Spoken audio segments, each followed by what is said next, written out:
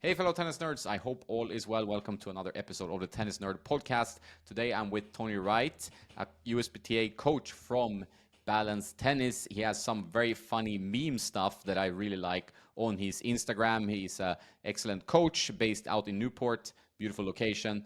And today we're going to talk about all things tennis, how he's got into the sport, and how he became a coach, and so on. So I hope you enjoy the podcast. Welcome to it. Tony, how are you?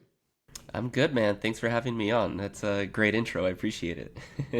Yeah, it's you get used to them after a while. Like it's an important part of the content creation process. So yeah, getting into that, like you have a really funny content on your Instagram. Like how do you come up with this stuff? Like using kind of like cinematic references into tennis, which I find really amusing. Um, I guess it's a little bit of my personal. I'm really big, so tennis is obviously a huge part of my life, but I love movies and cinema and series and just the art of storytelling. This is actually what I studied in school, basically, in the brief time I was in school. So I'm always watching movies, and to be honest, it's just there's stuff like that I think exists for other sports and other things, just cultural references, I guess. And I don't know. I think I'm kind of early on the game of doing that when it comes to tennis and, content like that, basically. Something it wasn't the original idea with my page, but my page has kind of morphed into a bunch of different things over the 3 years I've been doing it, and it's connected very well, I'd say, and it's actually a lot of fun to be making them. That's nice. Yeah, no, I really, really find them amusing. And I'm also a big cultural reference guy, right? So, studied writing, like kind of, fiction writing, fiction in general. Do you have anything you're watching right now that you can recommend? Because I'm not watching a lot of fiction at the moment. Oh my God. Okay. Well, I just finished watching, and I'm late to it because I've seen. So a lot of what I'll do is I'll be going on Reels and I'll just look at movie clips and stuff like that. And The Boys, have you seen that yet? It's No, I a haven't series heard on of it. Amazon. It's dark, dude. It's like a realistic take on like what if superheroes actually existed in the world, and I kind of stayed away from it for a couple years because I was like, there's so much, it's just saturated, so much superhero stuff. But I've seen this character Homelander, who's like a complete psychopath. Basically, imagine Superman, in so many memes and stuff, and I didn't quite get it. And so eventually, I was kind of like, well, you know what? I should watch this series so maybe I can use this for something. But I want to understand what it is first. And I just watched 3 seasons of that last week, and it's good. It's easy to get sucked into, but it's a little dark. I don't know what your taste is like, but like it's really good. Yeah, I like that stuff. I mean, I like all kinds of fiction generally, and depends a Right. little bit on the mood, of course, right? You know that how it works, right? It's like if you're feeling, oh, I want to watch something like that. That's kind of like I guess Black Mirror stuff, where it's pretty dark and Yeah. edgy. That's Uh, stuff that I started The Boys with my wife, and she's like, "You're on your own. Like you're." yeah, So yeah, okay, not for everyone. everybody has different tastes, so it's sometimes hard to find like a joint passion. But we have a joint passion in tennis, so that's great. Like, so you studied creative writing. How did you get into tennis? When did you start in your life with tennis? So I started tennis to be competitive. It was super late. I think I started when I was sometime between 11 and 12 years old. I played different sports, traditional American stuff, t-ball, soccer, football. Um, and nothing really stuck when I was a kid. I enjoyed running around. I was fairly athletic, and I got into skateboarding and was doing that. Um, and then my parents were basically divorced, so I would go see my dad on the weekends, and just I think he was just trying to figure out what to do with me. And he's like, "Hey, let's get into tennis. I just moved to this place. There's tennis courts across the street." And I really didn't want to do it. I thought it was like super lame, to be honest, because I thought I was a skater kid. And it was like a city class once every Sunday, and I kind of figured out the basics. And then my dad would take me every weekend out to this park and just kind of feed me balls, and I started to really enjoy it. It was crazy. Like typical Walmart situation, the balls that came in that little mesh sack that don't bounce, and really just trying to figure out how to play this game. And yeah, he was learning as I was learning, so we kind of were able to rally with each other. And then it was just a public park, basically. So there was like a core group of like these Samoan guys who would come. like sometimes directly from their construction job. They would come with their lunch pail and boots and switch out into like their tennis gear, and they would kind of take over 4 courts at this park, and they allowed me to hit with them basically, and little by little I kind of picked up the sport like that, and it was actually a lot of fun. They were like huge scary dudes, you know, a bunch of tattoos, but they were so nice and so joyful on the tennis court, and were really it was really nice of them to include me in their group. And so basically from that I had like a solid group of people to hit with, pretty much 5 days a week, whenever I could get to the park. And I took 1 or 2 lessons. I was a part of junior team tennis, which wasn't super competitive. I thought I was, you know, getting really good. Basically, I saw a coach. I was serving in the classic like Western forehand grip basically, until he was like, "Hey man, you can't play like this. Like this is your ceiling. This is as good as you're gonna get." And it kind of ruined my life for like 6 months until I figured out how to properly do it. Played high school tennis. Nobody in my family had ever played, so they thought, hey, if you make a varsity team, great, you're a good player. And obviously did that, won my league, all of that stuff. Didn't really know what I wanted to do education wise, so I went to junior college, and that's where I started studying. You know, I fell into film and, you know, storytelling, stuff like that. Basically, played on the junior college team. I met for the first time South American players, European players, and that's when I was like, oh shit, I'm actually not that good. So I got better, but never really played a super high level, and fell into coaching by my junior college coach. Went on vacation. He's like, hey, can you fill in for me while I'm out? Just feed some balls and just, you know, don't fuck up basically. So luckily I didn't, and that kind of got me an in at one tennis club. So when summer camps came around, they're like, hey, you know, you're capable. We'll have you in. And I kind of started like that, basically, kind of working my way up, working for different, you know, it went from high performance academy to just summer camps to now I'm mainly teaching just adults. I was folding towels at the front desk of a tennis club trying to get in before. I've kind of done a lot to try to get kind of to where I am now, and somehow I did it. I don't know how, and now I've got this Instagram that kind of feeds into that. So it's been quite a ride actually.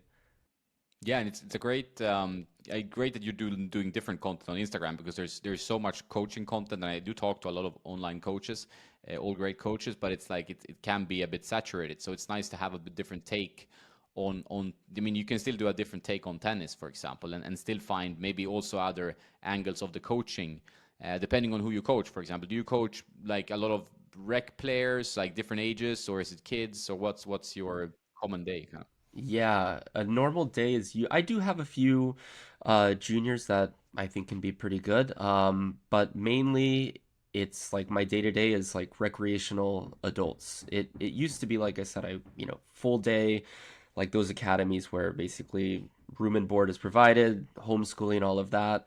But now it's, and actually I kind of find that I enjoy teaching adult beginners a lot more.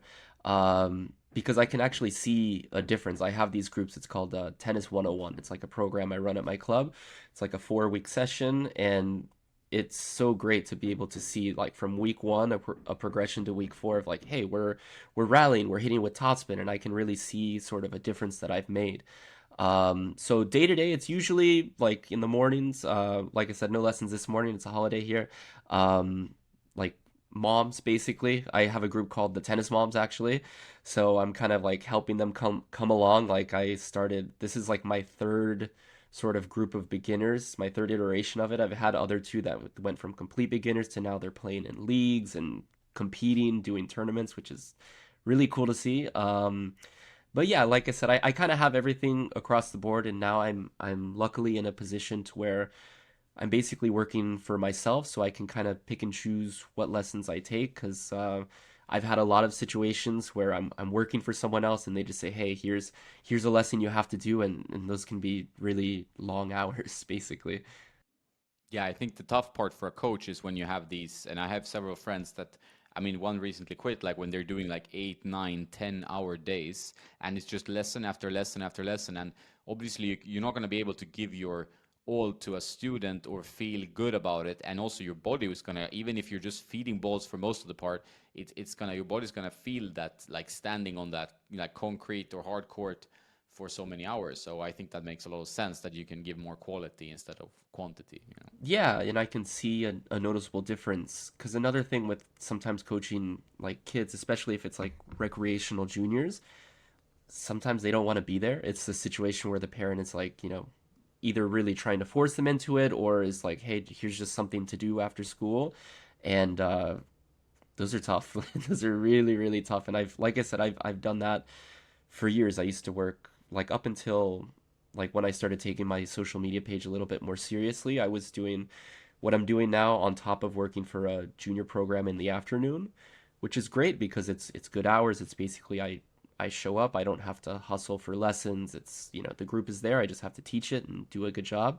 But then you're kind of stuck on the court for, 15, 20 hours a week at least on top of whatever I'm doing for my adults at the club. And then I'm trying to make content for my page. And it got to be a bit too much to where I Yeah, I can imagine decided, that. yeah, I had to choose. All right, I'm either doing juniors or I'm doing adults. And I went the way of adults. And actually, I love it. It used to be intimidating coming from coaching only juniors where you can kind of be kind of silly and ah ha ha, like laugh around and just have a good time. But once you kind of find your voice as a coach, like it's so much more beneficial. I find teaching adults, just the connections you can make, just in general, just like business or life. It's been great. Do you feel like you get a better kind of response in terms of gratitude from the adults? I mean, partly they're easier, obviously, for them to voice their feedback to you, whether it's positive or maybe negative or something they struggle with, than juniors who are kind of growing into their own bodies. 100%. Yeah. I mean, there's pros and cons, right? Because sometimes when you're teaching adults, it's almost like a tough conversation of like, all right, like it's just you need to get stronger physically, or you're just, you're too slow, or you don't move well enough, and that's you have to have a sort of a bedside manner. With a junior, the potential is almost limitless, basically, because they're so limber and flexible, and sometimes very quick in receiving like a technical like adjustment where it just happens immediately, and that's normally doesn't happen with an adult. But when it comes to kind of the back and forth communication, of course, an adult, like they know how to communicate that a little bit better, whether they like it or not. Because like you said, sometimes they don't like it, and it's like, okay, you know what? Sorry, if this doesn't work for you, it's okay. How do you deal with that when you have someone who's kind of being very counter to what you're trying to advise or trying to change? Yeah, I get that quite a bit actually. You just kind of have to get used to it, and what I the circumstance usually is it'll be a club player, someone that's in a league, and it's interesting because to me, growing up, tennis was kind of like I said, first it was just playing at the park, and then it became sort of competitive tournaments, and I didn't realize that there was a whole world of sort of social tennis where technique isn't perfect. There's all sorts of weird things. Backhand volley looks like this. And so when I got at my club, there's always league matches going on, and I would have these people come and I would simulate double scenarios, typical tactical things, and they would tell me like, that's not what happens. That's not how it goes. And it's like, really? And so I started to watch, and it's crazy, like the technical things that they're doing and how they play. So I'll get them on court and be like, hey, your forehand, you need a unit turn, needs to go like this. And they're like, yeah, that's not what I want to do. And it's like, oh, okay. And like, so a lot of it, the feedback is just kind of like, yeah, I'm not, you can't change my grip. This is just what it is. And then it's kind of a little bit of a back and forth where I usually I just kind of put it this way. I said, hey, like, think of it as floor and ceiling. Like, this is your floor and this is your ceiling. Now, if you make this adjustment, maybe the floor is the same, but the ceiling is a little bit higher. If you can start to, serve properly in a continental grip, find a trophy pose, make a proper loop on your forehand unit turn. So yeah, it's actually fairly common. I mean, I wouldn't say they're regular students because they'll usually come for one and be like, hey, can you take a look at my game and let me know what I can work on? And then usually it kind of goes nowhere from there unless somebody's like really serious about it. And I have clients like that too, where it's like, okay, you know what? We're going to do this for 8 weeks or something, and we're going to work on it and then kind of reassess from there. And but that takes a whole different mentality and mindset actually, because it's you fail so much before you start to see any type of reward, and that can be difficult. Yeah, and I can see probably is why it's also nicer to work with beginners because tennis is such a difficult sport, right? So then you can mold something from the start and you can avoid some of these bad habits that we all have, but with some players are really deeply ingrained and that's why they don't want to change. Like for example, if you're 50 or 60 or even 70, maybe you're stuck with your continental forehand, it feels so difficult to change it. It's like learning a new language. While maybe it's not as bad in reality, but it feels that way, and then you kind of your whole like group of muscle will start refusing to do anything, and then your head says no. So I can understand why beginners is a little bit better in that sense, I right? love it. Yeah, yeah, because a lot of these players are they have weekly matches in leagues and they don't want to try the new forehand because oh man, I don't want to lose, and it's it's kind of difficult. Like I get it, like you said, I get a lot of like, hey, no thank you, or that's not going to work for me, and I kind of, it's not personal. It's like, hey, I'm just trying to help you, and that's okay if you don't, if you're not open to it, it's fine. You're not to be rude, but it's like you're not going to improve like this, but maybe you're not going to get any worse. So if you're comfortable with that, then that's okay. What are the most typical issues you see from rec players? Is it all over the place, or there's something that you kind of encounter over and over again that you almost want to create like a video here? Watch this, and then we'll talk after that 5 minutes later. I really should. And kind of how you mentioned, there's the market is so saturated with, tennis coaches on court doing like, with the big X, don't do this, and like that's stuff that I never really see myself doing, but I do kind of want to make a video just internally for some members and be like, hey, these are sort of like the foundational things that I think we all need. A lot of it is the forehand where it just drops. It just goes straight down. There's no arc. It's a ton of that into like a sort of continental eastern type of grip where they're just kind of muscling it. That is huge, and then mainly the serve. It's just the waiter's tray, palm up, and we're just kind of pushing it. And I mean, it's really interesting because I see all sorts of crazy things that somehow it's not supposed to work, but it kind of works, and people find these wild ways to make decent shots actually, but it's just like it seems so difficult to repeat it again and again, and like it's just inefficient. But I would say the main things is service, waiter's tray, and then just lack of a proper unit turn and different grips and stuff like that. Yeah, I can imagine that. And do you see any kind of common injuries like that? Like, is tennis elbow pretty frequent still, or is it like you don't seeing that you're not seeing that so much? Um, there's tennis elbow, and also I think at my club it's kind of an older crowd, so you see a lot of knee braces and stuff like that, and like the arm sleeves. If that does anything, I don't know. And actually, this is pertinent to you. Like I see a lot of people using, in my opinion, like the wrong rackets. I see so many RF 97s, and it's like I wouldn't even use that. I'm like I don't even consider myself good enough to use that. That's like insane. Like how what is a 3-5 player doing with an RF 97? And that's also a very common thing where it's like, hey, I think that's kind of holding you back a little bit.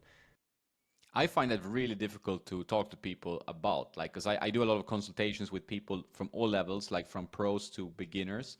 And when people find, like, I mean, the diehard fans in tennis are like Fed, Rafa, and Novak. Those are the three. Like, if you give some shit to one of these icons, even like the slightest, smallest critique or comment, these people will come after you. It's kind of the social media, how social media works.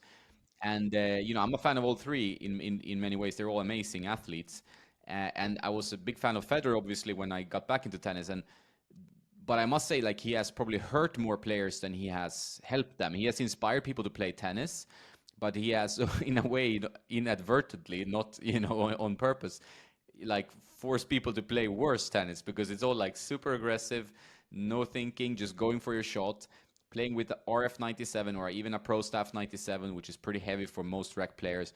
And it's just like making them probably play too aggressively and make too many errors. And that's something I see. And I guess, is that something you see as well over there?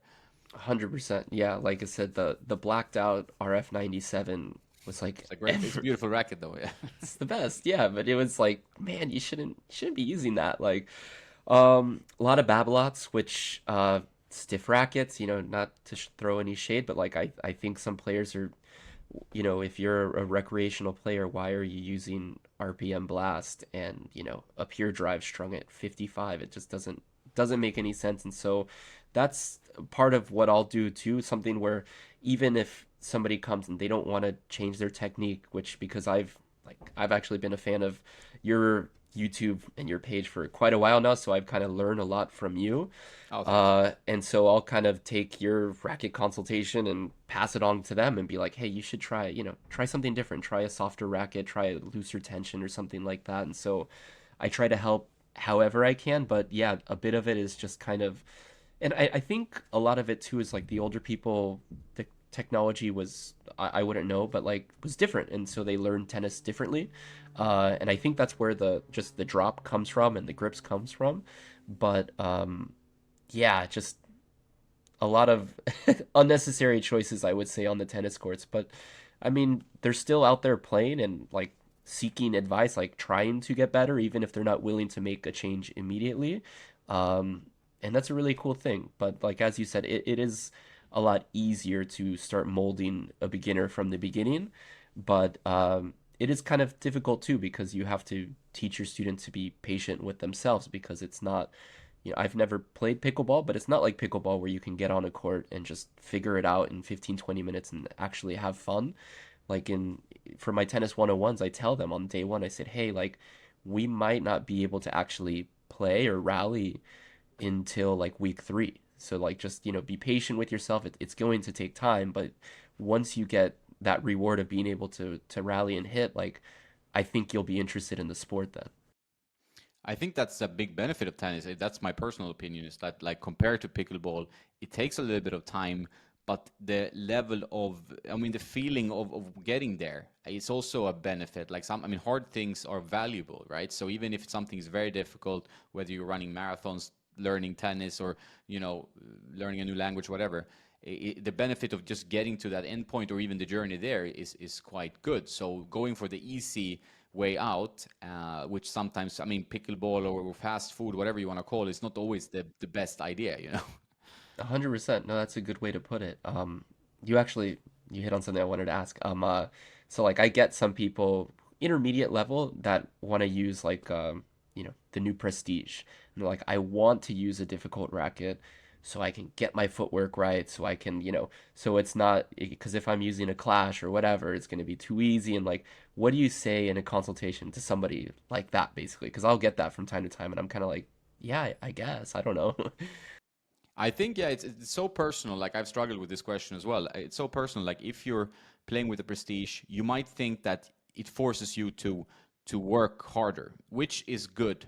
Ideally, you should work as hard with the clash and just make sure you prepare the racket earlier. Because I think the problem people have in general is that they don't, you know, they're not prepared with the racket, so they will hit too flat, you know, and the ball will fly out. So they feel like they lack control, but it's really that they're not preparing properly, right? That's generally it because topspin comes from the racket preparation and being there on time. And we, you know, we all do this from time to time, but it's one of the most common things I see is that they're late. So the racket is then blamed for the lack of control when it could actually help them so much if they just learn to just add that little bit extra of topspin, you know.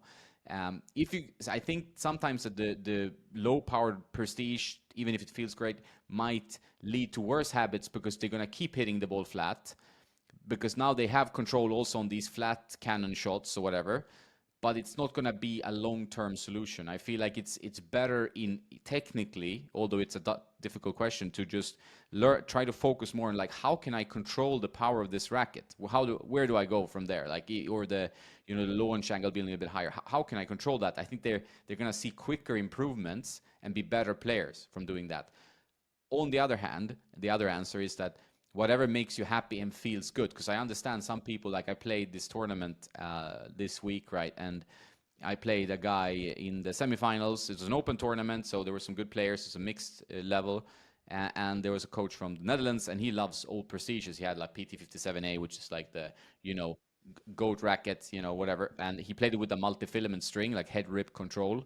Making a video about that tonight, actually, when we're talking. And the thing is, like, it works for his game. He has old school game. He plays old school. He plays nice tennis, serve and volley, good feel, and that's how he enjoys tennis. He doesn't want to play with a modern racket. His son plays with a modern racket, but he doesn't want to do it. So it also what makes you smile and have fun on the tennis court. But I think you really need to understand that the problem with most modern rackets is that they don't handle them properly. It's like they still swing with the wrong mechanic, and that's something you can usually work on. So maybe the answer is somewhere in between, or it's just, yeah, whatever makes you happy, I guess. But that's my thinking around it, because it's a complicated issue, because there's so many personal journeys in tennis. Right, right. No, that's good. You made the semis of an open. That you're playing good, man. Yeah, no, it wasn't that super strong, but I'm playing more and more tournaments, at least. So I have an ITF Seniors, coming this week, and my foot is really fucked up, so I'm trying to rehab it. We'll see. I'm Oh going to the no. physio tomorrow. Classic. Oh no. Getting older, I guess, or no, I mean, injuries come for everyone, right? But Same, man. I had wrist surgery in February, and that kind of really well, set me back and kind of almost gave my career sort of a left turn, basically, where it's almost like, oh wow, maybe I can't do this forever. I shouldn't put all my eggs in this one basket, basically, which has led into me taking my Instagram and social media more seriously. But the injuries come for you, and it's kind of like you just got to be ready, I guess. yeah, of course. What happened to the wrist? Was it like a tennis thing that kind of built up, or? It had to be like I was teaching a lesson and kind of like a hitting lesson type of thing, and I was running. I was on the ad side. I was running to the deuce court, running forehand, slapped it, was late, and like there was a popping. It didn't really hurt. It didn't feel that different than just being late on any forehand, but little by little, it just kind of got worse and more uncomfortable, and to the point that was like in September, to the point where like in November I was in a brace when they're like, oh, you probably sprained it. Didn't improve. I actually started playing left-handed just so I could still stay on the court and just kind of do my thing. And then they were like, no, you need surgery. It was like my ligaments were all splayed out and they needed to cut it and reattach and reorganize everything. So yeah, I was out for probably the majority of part of this year, which was not very fun. It was the first time, because basically since when I started, when I was like 11 to that point, I never stopped playing. And I know that's a common thing for people after college or after trying to play tournaments. They take a break and then they come back. So luckily I never stopped, but this was the first time in my life that I was not playing at all, and it was kind of difficult mentally, to be honest. That, and then on top of it's like, oh wow, well, I'm not able to do my job anymore. So yeah, but luckily there's still a few times where I'll hit a ball and it'll be so I gotta be careful about like my racket and string setup to try to protect it a little bit. Um, but yeah, it was tennis thing, and hopefully I never have to go through it again.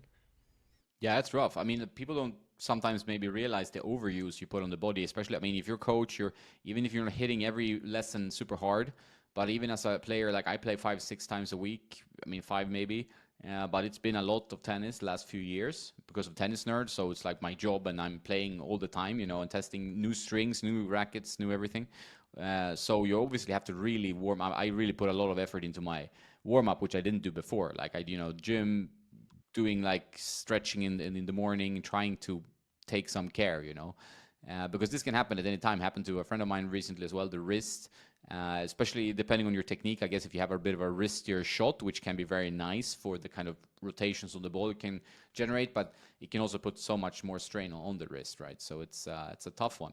So it's also like almost like what happened during. I mean, it's a weird relationship, but it's like in COVID, we all had to think about what happens now. Like, what am I going to do with my life if I can't go back to playing tennis or go back to whatever you were doing? And you had that with your injury here. You're like, and like Dominic Thiem, for example, also with a wrist injury. When you're in that kind of dark hole of like, now my life is changing, maybe.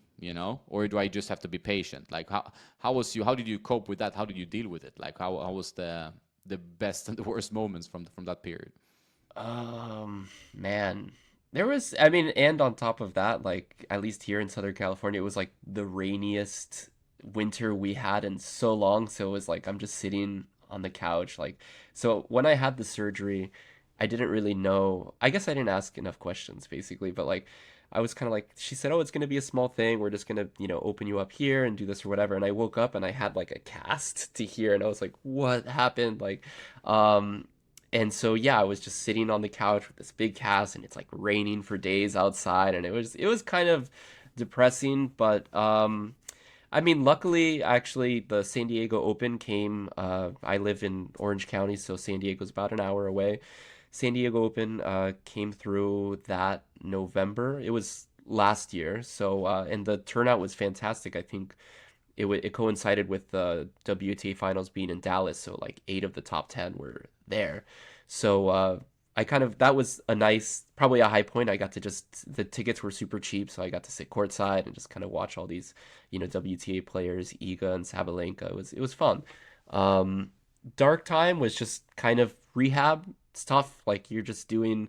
I felt like I was just doing the same thing again and again and again, and just I don't know. I feel like I'm a fairly positive guy. I try to find the sense of humor in things, so it wasn't that dark, but it just got repetitive, just kind of doing the same things again and again. And luckily, like around, I would say post Indian Wells, so like at the end of March in April, I was able to kind of get back onto the court. And like I said, I before my surgery, I realized I was able to play left-handed, which is something I wished I would have known like from the beginning, basically.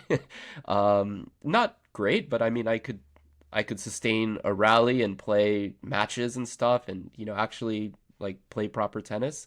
So there was a little bit of a comfort area of like coming back of like, okay, if the wrist isn't exactly ready, I can just play lefty. And so that's kind of how I managed it. Just trying to see the humor in things, even though it was a bit of a bummer, but luckily it was kind of a temporary thing. Yeah, I mean that's good. That's good. And also, I mean, being having a positive disposition, I think, always helps. Like in any kind of situation where you're tested, we're all tested at times in our life, and we need to just stay a little bit strong and happy. And the way if you look at things in a more comedic light, in a way, it usually helps. You're like just like, okay, I am here where I am. I just have to deal with it from now on. So how are you able to Exactly. play lefty? That's my left hand. It can't do shit. It's like a useless thing hanging. It feels like I can play guitar pretty well, Nice. but that's about that. But tennis would be tough. Left hand, I do one-handed backhand, which is still not good. But still, like I'm not very good with the double hander. So you play double-handed as well, and then you're I quite played serious with the lefty. Yeah, I played lefty forehand, two-hand backhand. I mean, it honestly, and this is a great exercise just for anyone. Like, my wife sort of plays, she's a beginner. I just ask her, hey, can you come on out? And we would do mini tennis for like an hour of just trying to get down like my lefty forehand cross court and then the other way. And like, I know some members at my club, they're like, oh, fuck mini tennis. I hated it. It's so boring. But it's actually like a really good exercise. So, I started just with that, and then once I kind of started seeing the shape of the ball, I was like, you know what, I think I could do this. And then ball machine at the club and just repetitions, and I had nothing but time, basically. So yeah, I don't know. I'm not really sure how. I wish I would know. Like I said, I wish I would have known years ago. But yeah, it's sort of a nice novelty, I guess, because now I'm back playing right-handed, of course. But once in a while, like if I'm running to my backhand, I might be able to hit a lefty a lefty passing shot as someone comes forward. But yeah, that timeout helped because it kind of just opened my mind. Because before I was so, I guess, comfortable of saying like, okay, well, I'm a tennis coach, because it's something that I've worked for and I wanted to be for so many years, and I finally became like a club pro working for myself. And it's an amazing, it's a blessing really that I get to basically play tennis for a living. That's sort of a win for me, just in life. But once that was kind of like the possibility of that, maybe, hey, you can't do this anymore. It opened my mind to where like, okay, now I have to start looking at staying in the tennis industry, but maybe finding different avenues and different things to do. And luckily, I have this platform of balanced tennis that has kind of opened some doors for me. And that's kind of, I'm still coaching, but I'm also still kind of navigating, seeing what other opportunities and things that might be able to come my way. So when you studied back in school, I thought about this for a while now, but I wanted to ask. But so you were in the creative mindset, the creative, maybe you wanted to be like a writer, or what was your kind of goal when you were in school? I wasn't sure. I was fascinated at like storytelling basically because ever since I was so when I was a kid, like I would watch probably movies that I shouldn't have been watching, but these fantastic movies, Goodfellas and A Clockwork Orange, and these like really wild movies that are like they really made you, for example, like A Clockwork Orange. It's like, have you seen it? Yeah, of course, man. Okay, so it's like this is a terrible person, but like why am I like kind of rooting for him in a way? Like, and that's like a really interesting thing that like kind of caught my mind like when I was younger and trying to understand how did how did the writer and director make me feel this way basically. So I just wanted to learn everything that I could basically about filmmaking. So at the junior college where I was at, it had like a great program to where I learned how to edit, and we went through Joseph Campbell's like books and just learning the character arcs and stuff like that. And there wasn't really a particular goal in a sense of like, oh, I want to do this. It was just satisfying a curiosity basic of like how does this work? And luckily I was able to learn what I could. I did have an opportunity. I was going to go to NYU and play tennis. Um, that was kind of set up, but then they weren't going to help me because it's like Division 3. There was no proper scholarship or anything like that, and it was expensive, and I just didn't go. Basically, I ended up staying, helping with my mom's family business and starting to kind of find my way in as a coach.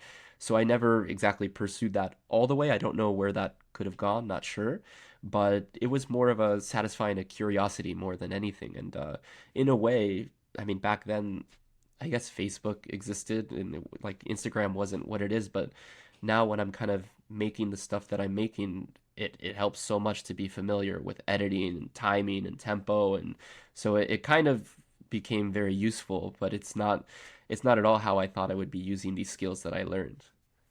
Well, that's funny how life works, right? Because I studied journalism in Washington D.C. I worked there as a journalist, like as an intern for in the White House, and I was like not figuring out exactly.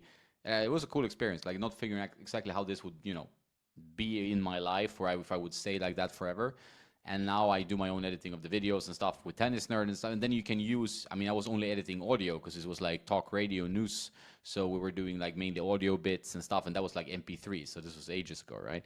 And then you learned editing software, even if it was audio. And then I could use that for music because music is my hobby. And also now because Final Cut and stuff is much easier when you know like how timelines work and how this type like and with clips. And I'm still not even close to good at it, but at least you have the basics to start with, right? So Right, and that's good. getting better. Dude, I would say like from watching your old stuff to now, it's like you got better. Like it's awesome. It's part of the process, right? Like, and it's Yeah, I'm not thanks. saying it was bad before, but you were figuring it out, right? Just same as me basically. Yeah, you can go like there's interesting routes to go. Like, but, I mean, some people if they have the money to do it, like you can go and hire one. I kind of like learning it. So even though it's painful for me and also for my viewers or listeners or whatever, I prefer just going through the process of improving it and instead of getting someone, can you help me do this? Because then I'm not learning it. So I'm not now I feel like at least I know the basics of it. I'm not gonna be like Carl Tennis or someone like that, but at least you know a little bit. Yeah, exactly. He's very good. How to tell the story, so and what to include and not to include, and be pretty harsh. Like what in journalism school, I there was one thing that was really strong. Is like this kill your darlings. Like be able to. We had this old textbook. Maybe you did in your university as well. Like with like Strunk, I think there was Strunk and someone else. It's just like a very Yeah, thin audio's book. strunk and white. Yeah. Yeah, Yeah. yeah, yeah. Everybody had to do that. It's like kill your darlings, be super strict with every single word. And I'm a talker, so I'm not always strict with words, as people can tell me. But when I write, I try to keep it a little bit more, to the minimum if I can. And I do edit away a lot in my videos, which people maybe not know because it's a bit blubby blubby. But still, I do edit it a lot. No, for sure. No, and I think part of that process is, I'm sure there's a lot of people like me that have been following along for a while where you can see the improvement. People like, especially me, like I root for that. I'm like, hey, like when you started inviting people on like the show, it's like, hey, that's cool. That's a great idea. Like, so yeah, kind of the audience kind of in a way grows with you. So same way. I mean this. So after I started getting credentials and stuff for tournaments, I was like, I need a website. So I don't know anything about how to do that, but like I'm figuring it out basically. I mean, nothing too technical, drag and drop type of stuff, but just like same thing basically. It's like, you know what, because I had friends like just hire someone to do it, and it's like, no, I don't think so. I mean, I could, but I want to be able to at least take my shot at it, and then if it sucks, okay, then maybe I'll get some help. Yeah, and also I think it's like it's part of the fun, right? So I think the process is part of the fun with everything. I mean, even like my own tennis, or it's like it's fun to work on something. Sometimes it feels like shit and you want to quit, but that's also a part of your improvement process, right? So you have to go through it. And when you get to a point where you feel like you improved, even if it's 1%, you feel much better, whatever it is, right? You feel like, oh, I actually improved a little bit. I'm better at this now than I was, a year ago or 6 months ago, whatever. Right. And you're I think you said you're kind of self-taught, right? You kind of Yeah. figured it out though. That's so cool. YouTube self-taught, or like just watching matches and just getting out and tinkering and figuring it out like I did do tennis in when I was like 6 to 8 or something, very young, and then I quit for many years. I played chess, and I started playing in like in my 20s, So it was like a kind of that, and then I started getting into. I took actually some lessons then, but then it's been right like a process of just learning to play properly. But like the tennis obsession helps because I was a little bit tennis obsessed when I was younger. I don't know why I fell away. Sometimes you just don't have time, or you're doing other shit. I was guitar and chess was kind of my things that took my time, So and running, I was a big runner. That's why I ruined my knees for tennis a little bit. But now I'm feeling good, and I'm trying to improve a little bit all the time, with the tennis and stuff. But obviously, I think for people, this is something I talk about. Maybe you've noticed that as well with your students, is that if you get into something late, obviously there's a big journey that has to happen, especially something that's technical as tennis, even guitar. Like I have some friends who are ex-pros who started guitar very late, and then it's a hassle, obviously, to learn something late. So it's a big benefit to start when you're a kid. But on the other hand, the love for the thing you're doing is probably stronger because you have more appreciation when you're older. So you feel like, oh, I love this so much. I love doing it. Doesn't matter if you're a beginner or intermediate, whatever. And I feel like that's the way sometimes with tennis. If people have played it since they were kids, maybe they're not as much in love with it, as if they are like older beginners, for example. Right.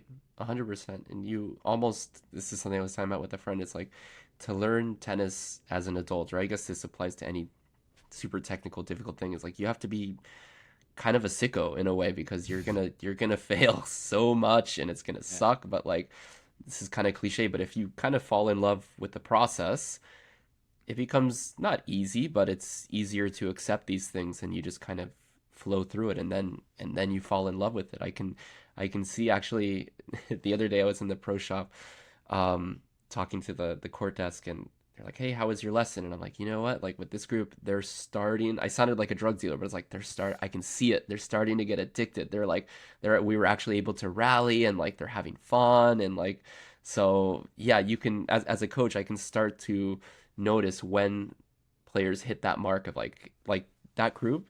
I didn't teach them last week, but they were out on a court on their own. And that's so good to see, where it's like, hey, and I tell students that it's like, hey, I love to facilitate your tennis. Obviously, it helps me make a living, but you have to go out and do this on your own. Like I can't be the only person to facilitate your tennis. And so anyways, you can as a coach, you can see that process, and it's very, very fulfilling. I think that's huge. Like when you see the smile on their face, like I did this with my mother, for example. She's a beginner. My stepfather, he's a pretty decent player for his age, like 65. But she started and they started playing together, and he's not the best technical coach, so I had to come in a little bit and say, okay, use this equipment, and then maybe you have to start learning how to hit some balls with topspin, and learn, move more than your husband because he's not moving. And when you start seeing the rallies back and forth, and there's ability to hit with some spin and control, it's just like so addictive. You know it yourself. The feeling when you get to that point. I mean, it takes longer in tennis than in pickleball, for example, or even paddle. But when you get there, it's like, you're hooked. Most of the Exactly. time, you're hooked. You're gonna be playing this sport maybe for the rest of your life. So it's a beautiful experience, right? It really is. In Newport, like, and in the US in general, like there's now pickleball wars. I don't want to really get into that too much, but it's interesting like how US has become kind of a country that's very easily polarized with the politics, with everything. It's nuts, Everything. right? sadly. 20 years ago, I lived there, so it wasn't as like that back then, in Yeah, my you were in opinion. the belly of the beast, DC. Yeah. Yeah. It was a bit like lighter in that terms of the polarization. I think it's maybe, heavily influenced many ways by social media and all that stuff. But you have pickleball. It's great that people are moving, even if it's slight movement on the rise. And when I talk to tennis coaches, it's a thing that's there. Like we don't feel it so much in Europe. We have paddle and tennis, but they seem to coexist a bit better. There are no like paddle and tennis wars, as far as I'm aware. In Europe, it's like, okay, you play paddle, we play tennis. It's fine. We can have a chat afterwards. While pickleball seems to create frustration among tennis players because of courts and whatnot, and vice versa. So, how's your situation where you are? And is tennis doing fine still? Um, so at my club, luckily, basically, we're like the club is right in the middle of this neighborhood, so pickleball would never be allowed in the sense because it's too loud. Yeah. So and also our club is not really looking to, well, first of all, it would never happen for the noise, but also it's just they're not going to invest any money in changing anything. There is so in Newport Beach, there's three tennis clubs within like 3 miles, basically super close. So one of the clubs basically converted into one of the biggest pickleball facilities, I would say, in Southern California. They have like proper tournaments and events. They built like a stadium. And like when it comes to the wars, I know I'll make some memes and content. And to be honest, it's low hanging fruit. I know basically if I post something about pickleball, it's a slow day. It's kind of like I didn't have any other ideas, or I find some antagonistic video and I just find something clever to say about pickleball. But like in reality, it doesn't bother me that much. It's kind of like, hey, if you want to go out and play something that's easy to play with your family or easy to learn, like why not? Like go ahead and do that. The public courts, there's so many, at least in Orange County, there's so many public tennis courts that are just available to where I don't see it really as a big issue. I know in other places where, tennis courts aren't readily available, or like, if you're living in a part of the country where the weather isn't as nice and you have to kind of share indoor spaces, I know that can be a thing. But for me personally, it's whatever. I mean, it's if that's what you want to play, more power to it. As a, people that take it seriously, I don't know, it's like, in my opinion, it's like if I wouldn't take mini golf seriously, as a profession type of thing. But no, when it comes to the wars, I've never seen it. I mean, I used to work on these public courts when I first started teaching, and I went, you know, recently down over there, and it's all pickleball now. I'm like, oh wow, okay, well, I guess that's what people are talking about being mad. I mean, it's not completely converted; just the lines are on the court, and it looks weird, but I don't know. I think it's all right. Yeah, I think there's a healthy opinion. I try to have that as well. Like there's no point in, I mean, you can't do anything, even if it's a trend that's gonna go away. I mean, it's not gonna go away, but it's gonna maybe decrease, Because in Sweden we've had this, like where I grew up, like it's you see people fall into trends. Now everybody's playing online poker. Now everybody's doing this. Now everybody's into this video game. Now everybody's into this, and it's like it lasts a year approx, or a little bit longer. Happened with paddle, for example. Everybody plays paddle. Now we're investing millions and millions into paddle courts everywhere.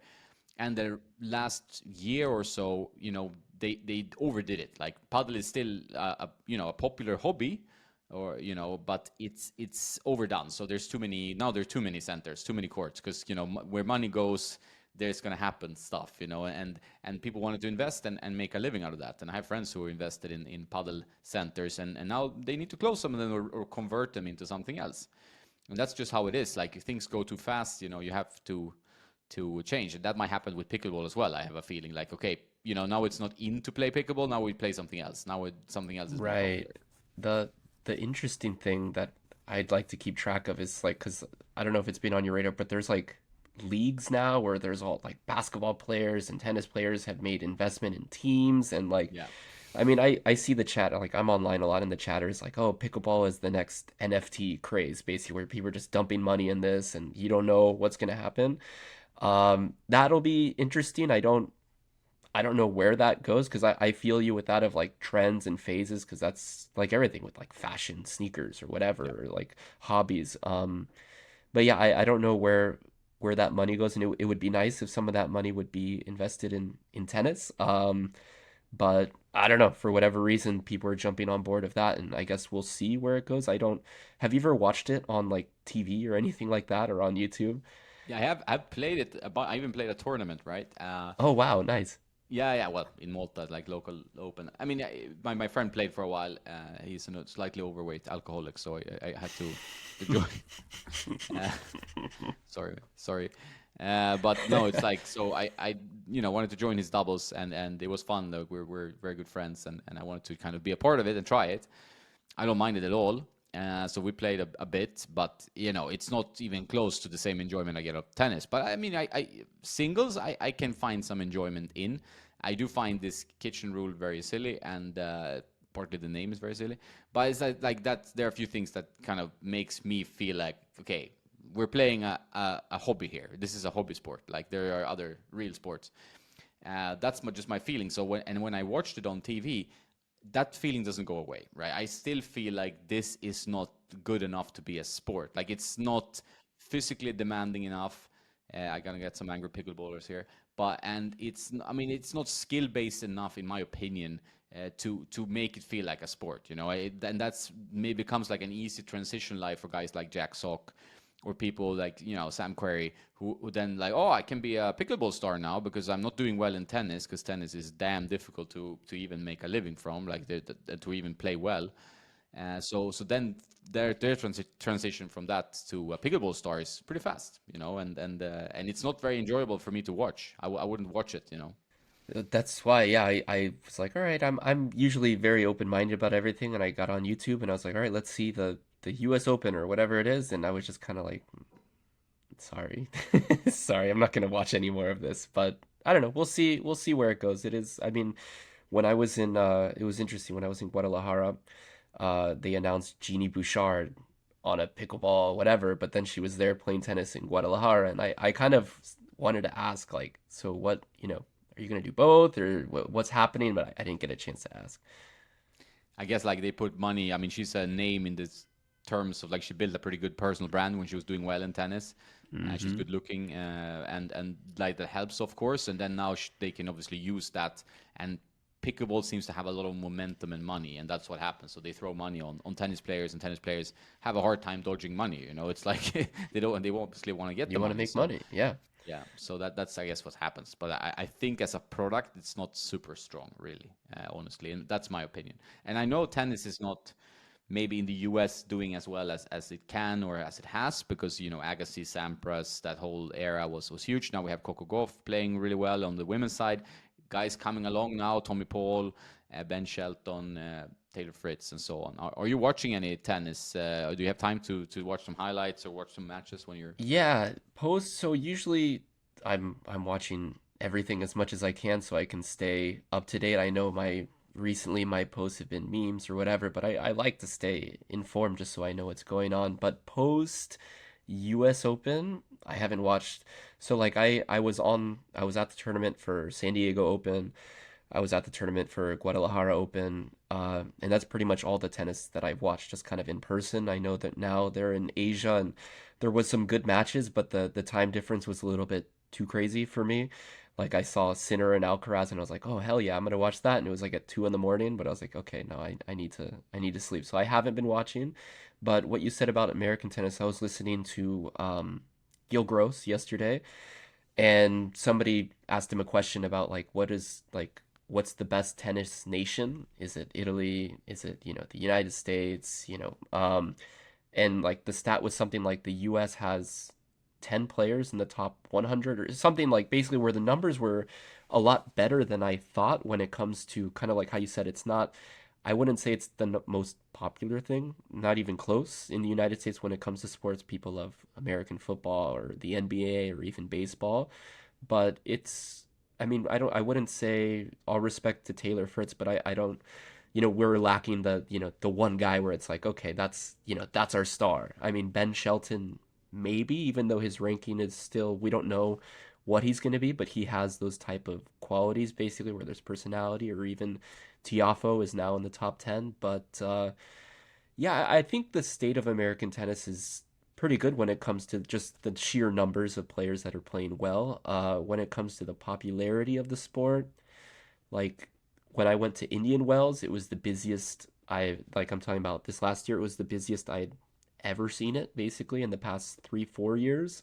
A little bit of that might be the COVID rules and the restrictions, but I think a big help was the Netflix doc, because there was like so much support for the players that were on that series. Like, for example, I know Ons Jabeur was popular before, but like just people screaming, losing their mind in, in the main stadium, just, oh my God, Ons Jabeur, or even just the fangirls following around Matteo Berrettini, which is, I mean, he's always had that, but it was different, I would say, after the Netflix series.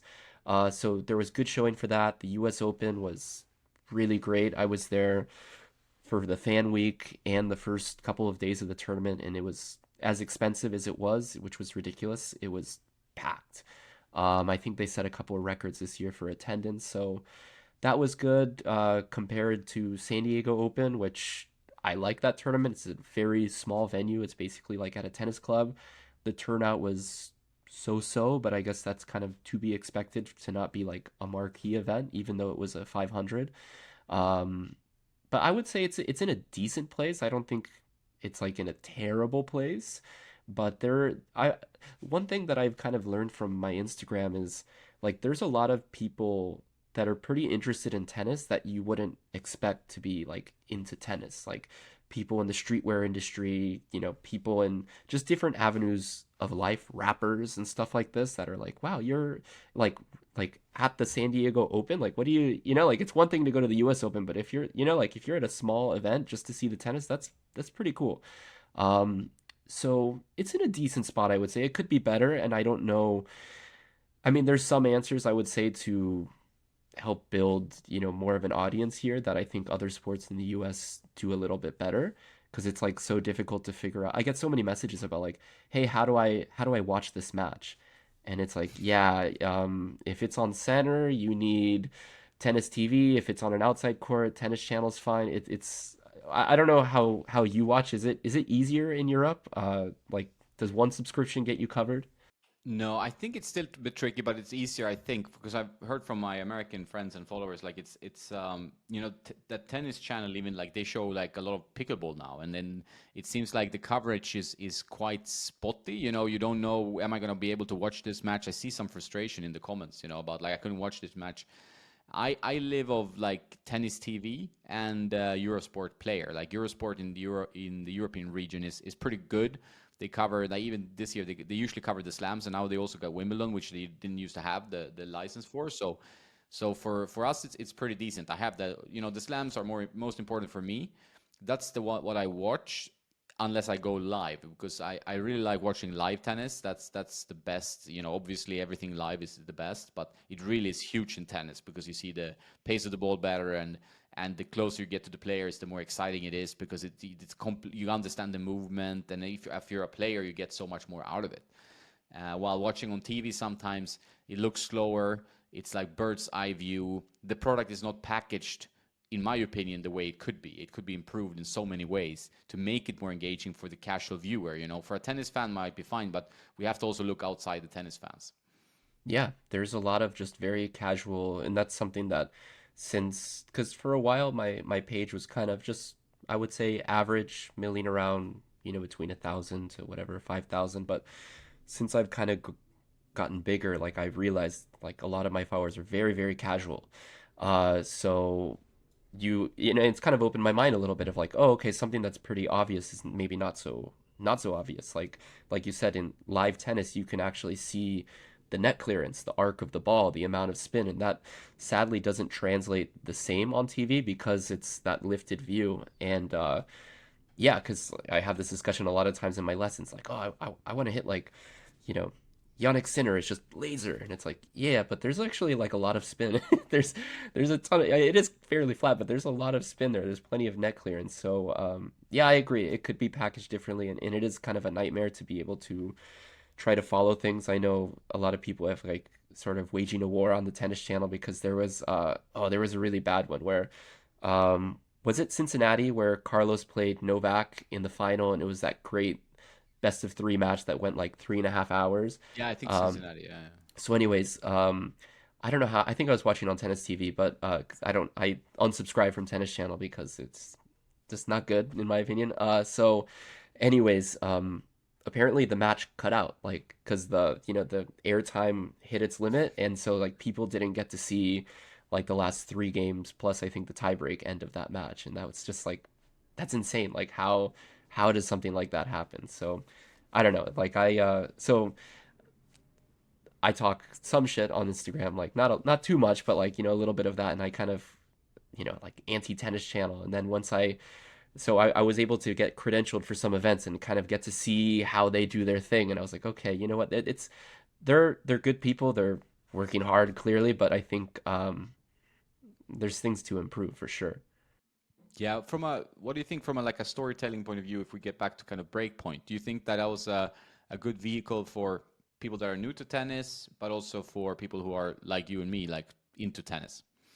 Yeah, I don't think it was for people like us for sure, like because a lot of it that they could have done better is just kind of, you don't have to explain what 15 love, 30 love is, but just like the way they would edit points and try to make, like, I can't remember the match, but they edited it in a way where it was like, oh my God, it's a break point, but it was like, yeah, the player was down two sets at Roland Garros. Like this wasn't a tense, high leverage situation. It's not so, not for us, but for example, I think my wife, at least for me, is a good kind of viewpoint. She's casual, and she really liked it. She didn't know about Ons Jabeur, and she didn't know about Paulo Badosa and the mental health thing, and Maria Sakkari and her coach. So for something like that, I think it was pretty good for casual people just to get them in. There were even, I mean, I would say for me there was some high marks. Like I was really interested in the Nick Kyrgios Wimbledon thing with Stefanos, because that was a big moment of that year. And like there's I feel like some things that they miss, but kind of like you said, you got to kill your darling, so don't know what's going on in the production, but I think it's good. It's kind of, for example, it does. I don't think it also works that it takes so long. For example, like some of the storylines that released, whatever it was, like 3 months ago when they dropped the second season or whatever it was. It's kind of like, yeah, for example, someone like Paula Badosa, it's like, you know what, when it comes to this year, she's been kind of not even playing, like not even, healthy enough to play. So it is kind of weird to feature that, or someone like Berrettini, because when that like when they aired it, he was in the second week of slams pretty commonly and was a top 10 player, and now just more injuries, and he's kind of not really in the mix. I would love to see him back in it, but um, I think it works, but also it could be better. How? I don't know. I didn't finish film school. I'm not sure, but for casual people, I think it's all right. Yeah, I It's think it's better than nothing. definitely, yeah, definitely better than nothing, and definitely nice to see tennis get such a spotlight. Yeah, I saw the huge chess boom. Like, I used to play chess when I was younger, and on a kind of a semi-professional level, or trying, winning, junior opens and stuff like that. But uh, then chess was not popular enough, not easy to make enough money, and then you had like Queen's Gambit, COVID, streaming, online chess being huge, and now it's like a serious career. You could just be a streamer, or it could be like it's from e-game esports and stuff like that. So it's just helped it a huge lot. So being on Netflix or some kind of streaming service is huge, because it reaches such a big population who's just like scrolling through and seeing it. So I really appreciate it. I mean, you can have your criticisms, which I completely 100% agree with all of them you said, and there's some things that maybe were a bit silly or not correct. And I definitely think you make a good point there. It's like today things need to be a little bit more relevant. So I think time is ticking fast. Like everything's getting faster. Social media is instant. You have news all the time. You can just be addicted to scrolling on your phone. So having like a whole lagging half a season, full season, one season and a half, it's not good, because like that player is now, and we see it in tennis especially, we can see it also in sports teams, for example. Like there are a few players who are like on a hot streak and very relevant, but then if you look at this year, we had Oger Aliassime. Like he's not done anything this year, pretty much. Like it's pretty been a bad year for him. Stefanos started pretty well, but then it's been pretty bad. Tsitsipas, but also similar. Berrettini. Few players that like, oh, going into the season, is this going to be a top five, top three, top one player? and Exactly. just like a horrible season, you know. And I think, for example, someone like Ayla Tomljanovic, I think that was a great choice because it's like she's, you know, ranked high enough to get into the main draw of a Grand Slam, but also probably isn't ranked high enough to get into a WTA like 500 or something like that. So there was an opportunity to maybe follow her to smaller tournaments, challengers, or someone like I think you know Roman Safiulin or his coach or Yeah, something, right? it's a buddy of mine. Yeah. That would be a great player. I hope they're following. He's been playing great this year, actually, and he's someone that's, is used to playing on an outside court at a small tournament and then now has to show up and play at a Masters 1000 is kicking ass. So, like, stuff like that, I think could be maybe a little bit to bring in people like us who, we don't know too much about that world unless we're personally connected to that player. I think that's kind of a missed opportunity because they had Isla, but they didn't really feature that too much at all. Yeah, I think like from talking to so many people now, like Felix from Tennis Brothers last week, and it's like you could package things through social media so much better. So you actually, because low level tennis is interesting in the grind and in the like the lack of amazing facilities, and you're seeing the tough like journey from going to being a journeyman, as you used to call it, or journeywoman, and then going through the ranks. Like I mean, Roman, for example, is a good option here, and I would love to talk to him about it if he's up for it. And I'll talk to him when he's back in Marbella. But he's like goes from being outside top 100, not being in the main draws, just having an amazing season, beat Zverev, giving him like 4 games and reaching Wimbledon quarterfinals. Just been a dream season. And my friend, just his first year being like a coach on that level, just being a part of that, right? So it's just been a very, but that would have been a fun journey to document, for example, because you're seeing like everything with fresh eyes. Like, oh, is this how it is to be in the Wimbledon club and the Wimbledon? It's like that. So I think there's a lot of opportunities in trying to find that story that is just like not maybe Cinderella, but it's like has an arch of some kind, and building that instead of maybe with Breakpoint, it was a little bit more like, okay, this is how glamorous tennis players' lives are. While it would be good also to show like how unglamorous some of the lower levels of tennis is.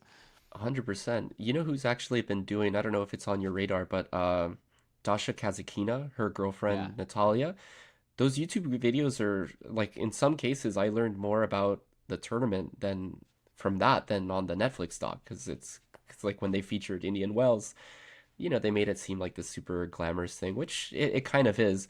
But, on the YouTube channel, they're talking about like, yeah, the player's food is like whatever, like, or stuff like that. And it's like, whoa, that's cool. Like, and I mean, it is a little bit glamorous because she's now, I think she's out of the top 10, but she's borderline top 10. But it's more of a, I don't want to say guerrilla style, filmmaking, but it's more realistic basically. And I find that something like that a lot more interesting. And there's a few other, I mean, God, what's her name? Taylor Fritz's girlfriend kind of does the same thing. Yeah. Morgan Riddle, I think. Right.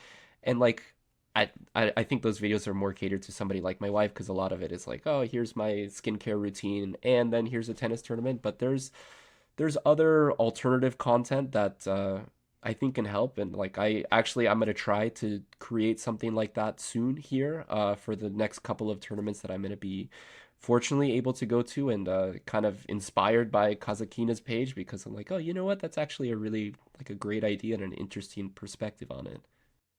Yeah, I like that. Like I like that it's raw. I always like that. That was kind of the part of the whole tennis nerd thing. It's like I like when it's not polished. It's not like CBS 60 minutes or whatever. When it's like it feels very formulaic and all the questions seem, oh, we had to check this before, we did this before, and working in DC as well, like as a part of like following George W. Bush around in the caravan and stuff. Like everything is very like prepared, and you had to do this and you had to check like the speech before and stuff like that. So when you're part of that big media scene, it's not very sexy in my opinion. Like it doesn't feel very authentic or original. You're just stuck in that kind of like loop. And the same with talk shows. There's always like, oh, we talk for 30 seconds and then there's a 3-minute commercial. You're like, okay, this is great.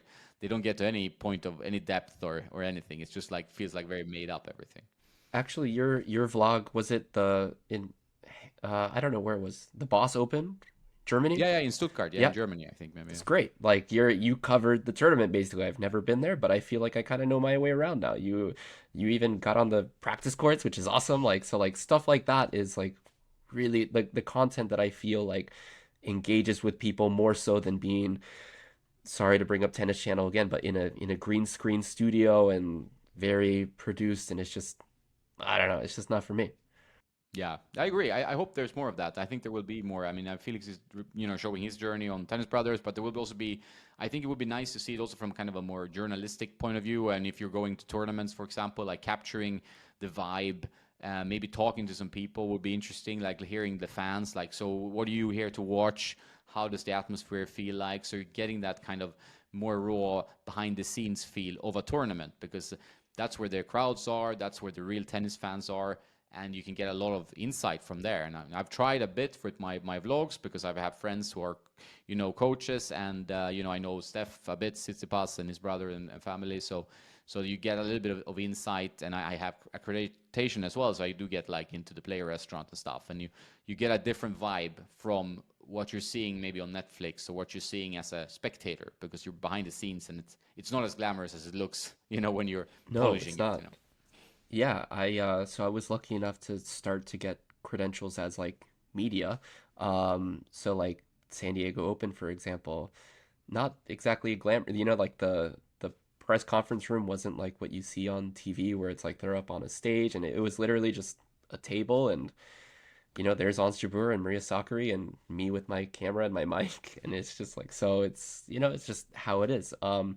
I'll be at Cancun, the WTA finals in a couple of weeks, which is kind of exciting. But yeah, I kind of want to do something like that. I was thinking, it's like, you know what? I should probably talk to some people because on the, the application it said no filming of any matches or anything like that. And that's kind of normally what I'll do. I'll find, I'll record just technical things. So it's like, okay, that's not on the table. So I'm going to have to figure out something else. But it is actually going to be an interesting event because I'm seeing memes of kind of roasting the event. I don't know, like on Reddit the other day, I saw someone posted they're building it. It looks like on a golf course. It's just a grass field, and they're building this stadium. And people are saying it's going to be like Fire Fest, and I don't, I don't know. We'll see. I'll be there. I don't think so because it's going to be the same.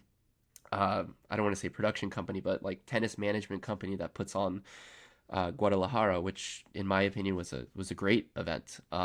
It is interesting that they did choose Cancun, which doesn't have a. They're literally having to build a tennis venue, a courts, and the whole thing when they could have used basically anywhere else. I mean, I get the. I'm gonna enjoy it. Basically, I'll be on the beach and then go do my press stuff. But like it's I don't know. So I'll be boots on the ground covering, and hopefully I'll come up with some good content of that of that liking of just sort of boots on the ground type of thing and figuring out what's the vibe, who people came to watch, how many people are coming from, not Cancun, internationally, I guess. But we'll see. Yeah, that would be great. I'm looking forward to that content. I think there's a lot of opportunity there.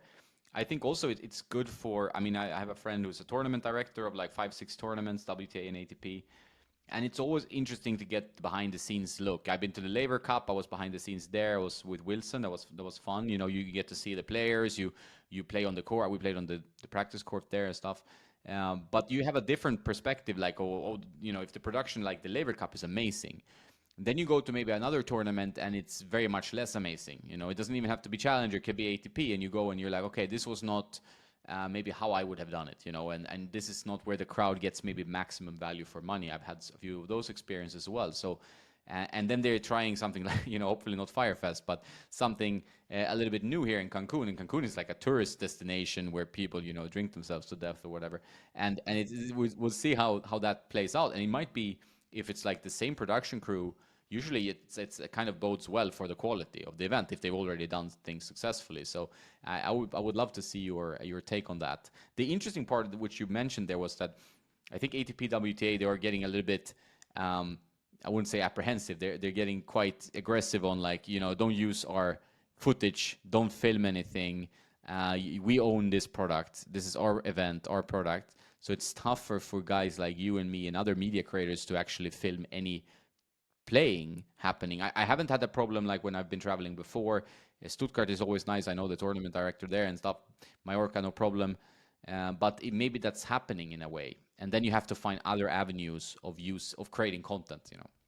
Right. And that's, like I said, when I got injured, that's actually sometimes, in this sense, I'm going to say it's a good thing because now I have to get creative and find something else. Because, yeah, typically what I would do, even before I started getting media credentials, is I would just buy a ticket, get there early, go to an outside court and record, an outside court match and get some footage, and maybe I have something to post. And I mean, it makes sense because of, people pay for the broadcast rights and all of this, and that's a big part of it. And technically, I'm broadcasting 1 point or whatever, like, so I get it. And luckily at the, in San Diego and Guadalajara, there was no media guide that said don't do this, but for Cancun there was like, yeah, don't do this. Basically there was like a whole number of things, so I was like, okay, all right, we'll figure it out. I'm just grateful to be a part of it, basically to be able to get in with the credential, because it is kind of, when I was in San Diego, there was, in my opinion, some of the like legendary photographers and stuff and like real journalists,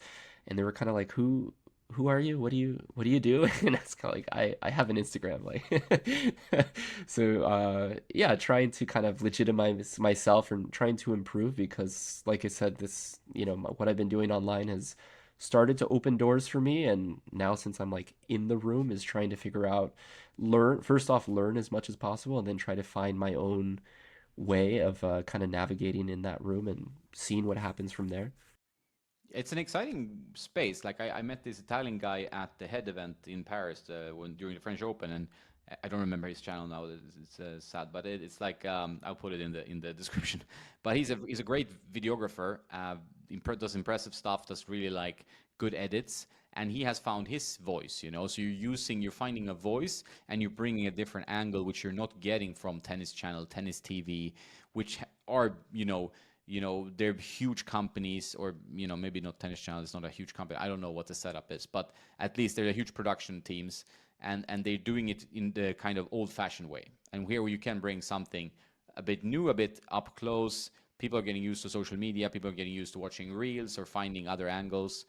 And for a coach like you, I think also going to the practice courts, maybe you're able to film there. That's where you can get really close, because the sometimes with the match play, it doesn't have that much value anyway, because people can watch it on TV, watch the highlights. So where you can make a difference is kind of the stuff that happens behind all the tournament play. So I think that's where the interesting part is. Yeah, one of my best posts from Guadalajara was just Leila Fernandez picking up tennis balls, filling up her racket like a junior, basically. And it's like, hey, like, these players do the same thing that you do. Like, everyone is accountable. Everything is about the same. Like, it's just, so yeah, 100%. I met some people in New York, like tennis mentor Ashley. Ashley, yeah, is a Yeah, great guy. I like and him a lot. it was so cool. I just kind of ran into him at a hotel. I'm like, hey, like, and we kind of knew each other from online, and it's cool to finally. There's been so much of that, which is kind of interesting in the past couple of years, is like meeting someone in person that from the internet, basically, and it's cool. Like, it is kind of weird in a sense, to where it's like, this is a complete stranger, but you know what's going on in my life and all this stuff. It's it's an interesting thing. Yeah, I think it's a.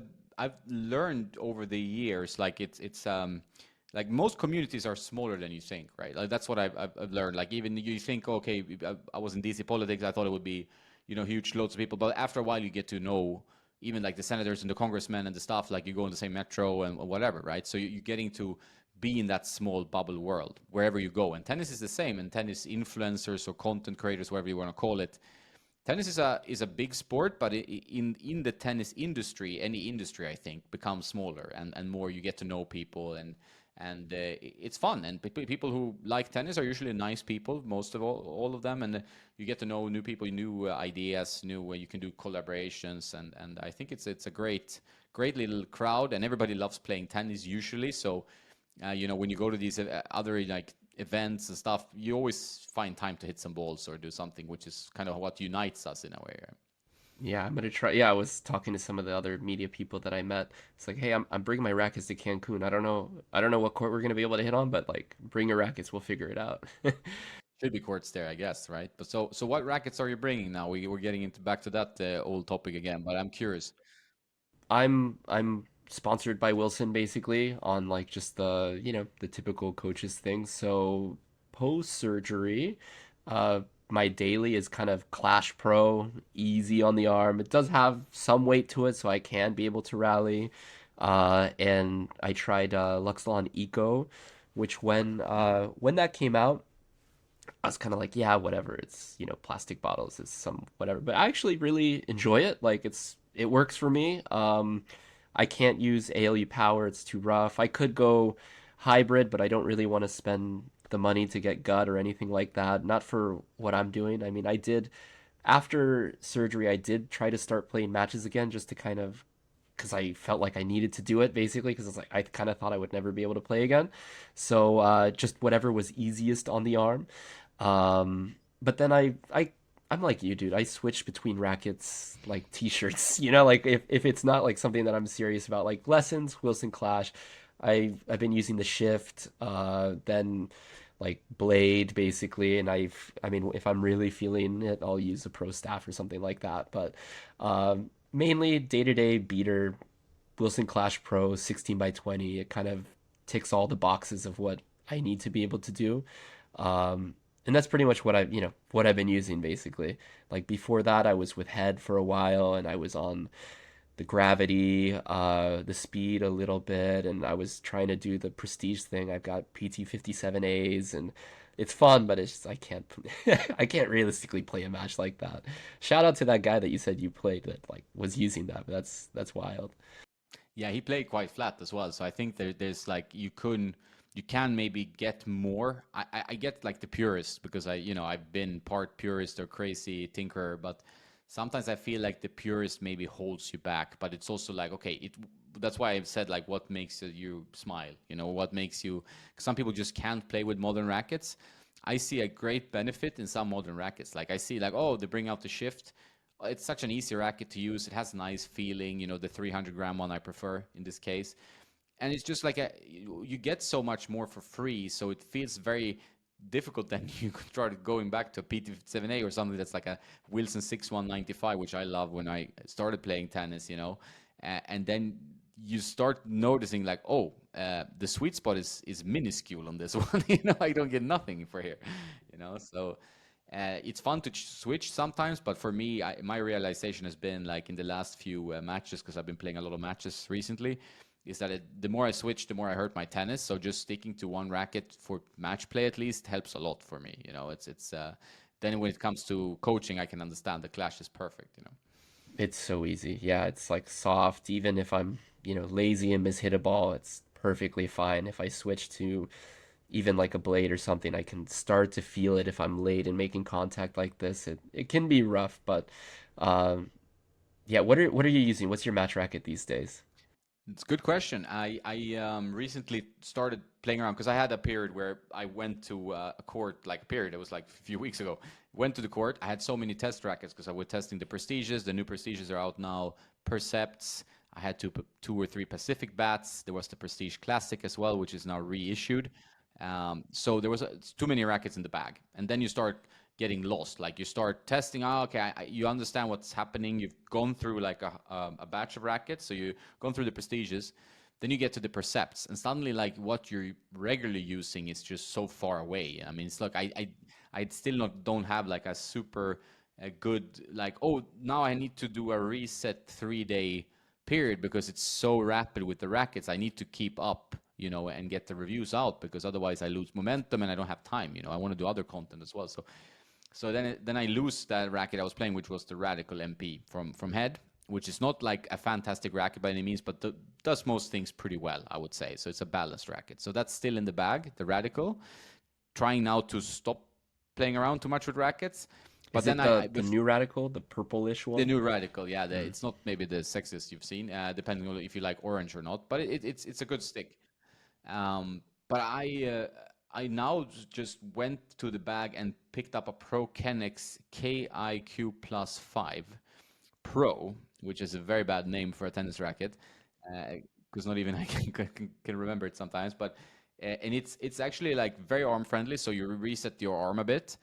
Because since I'm testing so much, and you know this, if you have the whole rainbow of Wilson rackets, for example, maybe different grip shapes and sizes, and then you have a new string, you're testing eco power, then you're testing another string, then it's a multi or whatever. So I just said, okay, I want to have an arm-friendly, a little bit easier to use option. So it's 100 square inch, which is not usually my comfort zone. But it has the 1620, which you mentioned with the Clash. I like the 1620 because the 20 crosses actually help you control the ball a bit on the flatter shot. So you feel like you're a little bit more confident in just swinging out on the ball. And that has worked really well. Like, you know, in the Open, I used it 4 matches, won 3, lost the semis, but I couldn't run with my foot, so I still played pretty okay. So far, so good. We'll see if next tournament, which starts on Wednesday, if I'm still with that. But yeah, most likely. The radical Dang, yeah. is coming in the bag, you know. Yeah, of course. You got to take care of that foot, man. Yeah, I'm That's rolling on it like now while we're talking, so we're trying okay, good. Dang. this Yeah, with the spike ball. I haven't played like a proper tournament, oof, in so long. And there's like some interesting things happening in Southern California. There was like a ladder that you didn't have to be a part of any tennis club. It was like just an Instagram thing basically, where you get set up. You it's like an app. You pick a guy, and then you have like 2 weeks to sort it out. You report the score, and you either move up and move down. And like LA is a little bit out of my way, but also I was kind of coming out of surgery, and I didn't want to be out at the club getting beat playing bad tennis. That's kind of not good for business if word starts getting around. Like, so I was like, all right, I'll go to LA. And God, it's like the mentality, like match mentality is so different than because I able to hit balls every day and I hit a good ball, but like getting into like, oh man, it's 30-40, I'm already down a break. Like, what have I, it's crazy. It's in more power to you if you're just like consistently doing it because that's the way you need to do it. Because if you're kind of, I found if I'm like kind of hopping into competitive situations and out, like I'm not improving basically. No, it's a nightmare, and I think also you mentioned a very very good point. Like if like you're a good player, but if you're like just jumping into tournaments, you're gonna feel like fish out of water, and you're gonna have some tough losses maybe, or just bad scores, which you wouldn't normally have. And then probably won't happen, but people will be like, oh, you're not a good player. You're a coach, so you're supposed to have a little bit of like aura around being a coach because coaches are generally good players. And even for me, it can be like that. Like, okay, do you want to post this shit match because people won't listen to my advice? You know, I feel very confident about my tennis advice or my gear advice. I'm trying to be very very balanced. Comes from the journalistic background, I think. But obviously, I'm not a fantastic player. I'm just trying to improve in my own like measurement, right? But like for me, it was also like this. So I played loads of matches a period and then there's summer, so there's no tournaments here in Spain or anywhere else. I guess like it's pretty dead during summer because too hot Why is maybe. that? It's strange. Like the tournament periods here, and it was the same thing when I lived in Malta. It's like starts a few weeks ago, like September or October. Then it starts like ITF Masters tournaments. We have a few opens. There was an open during the summer, which was the last tournament I played, and before that I hadn't played in months. So I was like you said, first match you play, you're like, what is this? What am I? The first set I lost to a guy I don't think I should lose a set to, and I was like, how do I even do this? I think I lost the sets like 6-3 or something. I was like, what is this sport? And then I managed to, and I was playing with 3 different rackets or whatever. I'm like, what is my racket? I don't even know. And then you get into it and you start, okay, I have to fight. I have to not give away points. And after like a few matches, you start seeing your own behavior a little bit better. But then I had a few months off, no tournaments. Played like 2 matches maybe 2 weeks ago or something. And I was playing horrible, like really like, wow. Like, I have 8 rackets in the bag, different ones, and playing horrible. And then this week I decided, okay, man, I have to get back. I just bring 2 different rackets. That's the max I can bring to the court, and then I'll just stick to that. And then I'm feeling the ball again. I'm playing pretty okay. So for next week's matches, unless my foot is gonna be bad, I'm feeling pretty good. But it's match play, and I tell people that all the time that I talk to in consultations or just club players that you talk to, and I'm sure like for your students as well. If you have a student that's like, oh, I'm becoming better and better at playing tennis, and then you put them in a match situation, and they're like, "What on earth happened? I can't breathe." 'Cause one of my opponents, like first round, he was like, "Oh, I'm not breathing well." Like he's a decent player, you know. And I'm like, "Did you play a tournament in a long time?" "No, no, I haven't." You know, I'm like, "This is why. That's you're struggling because you're so nervous that the whole system just shuts down on you, you know, and then you can't play tennis." It's like how it is. It's sad.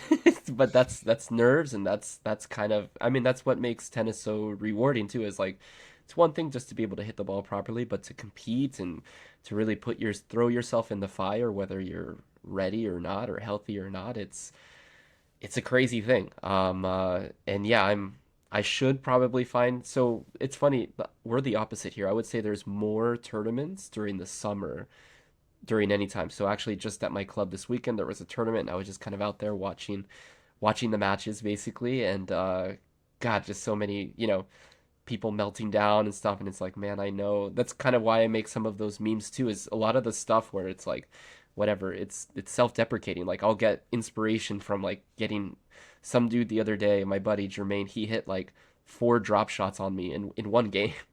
And I was like, what the hell? Like, and so anyway, it produced a meme out of it, because it's like, this is a real life situation. This is a real thing. Like, um, anyways, yeah, it's a wild thing.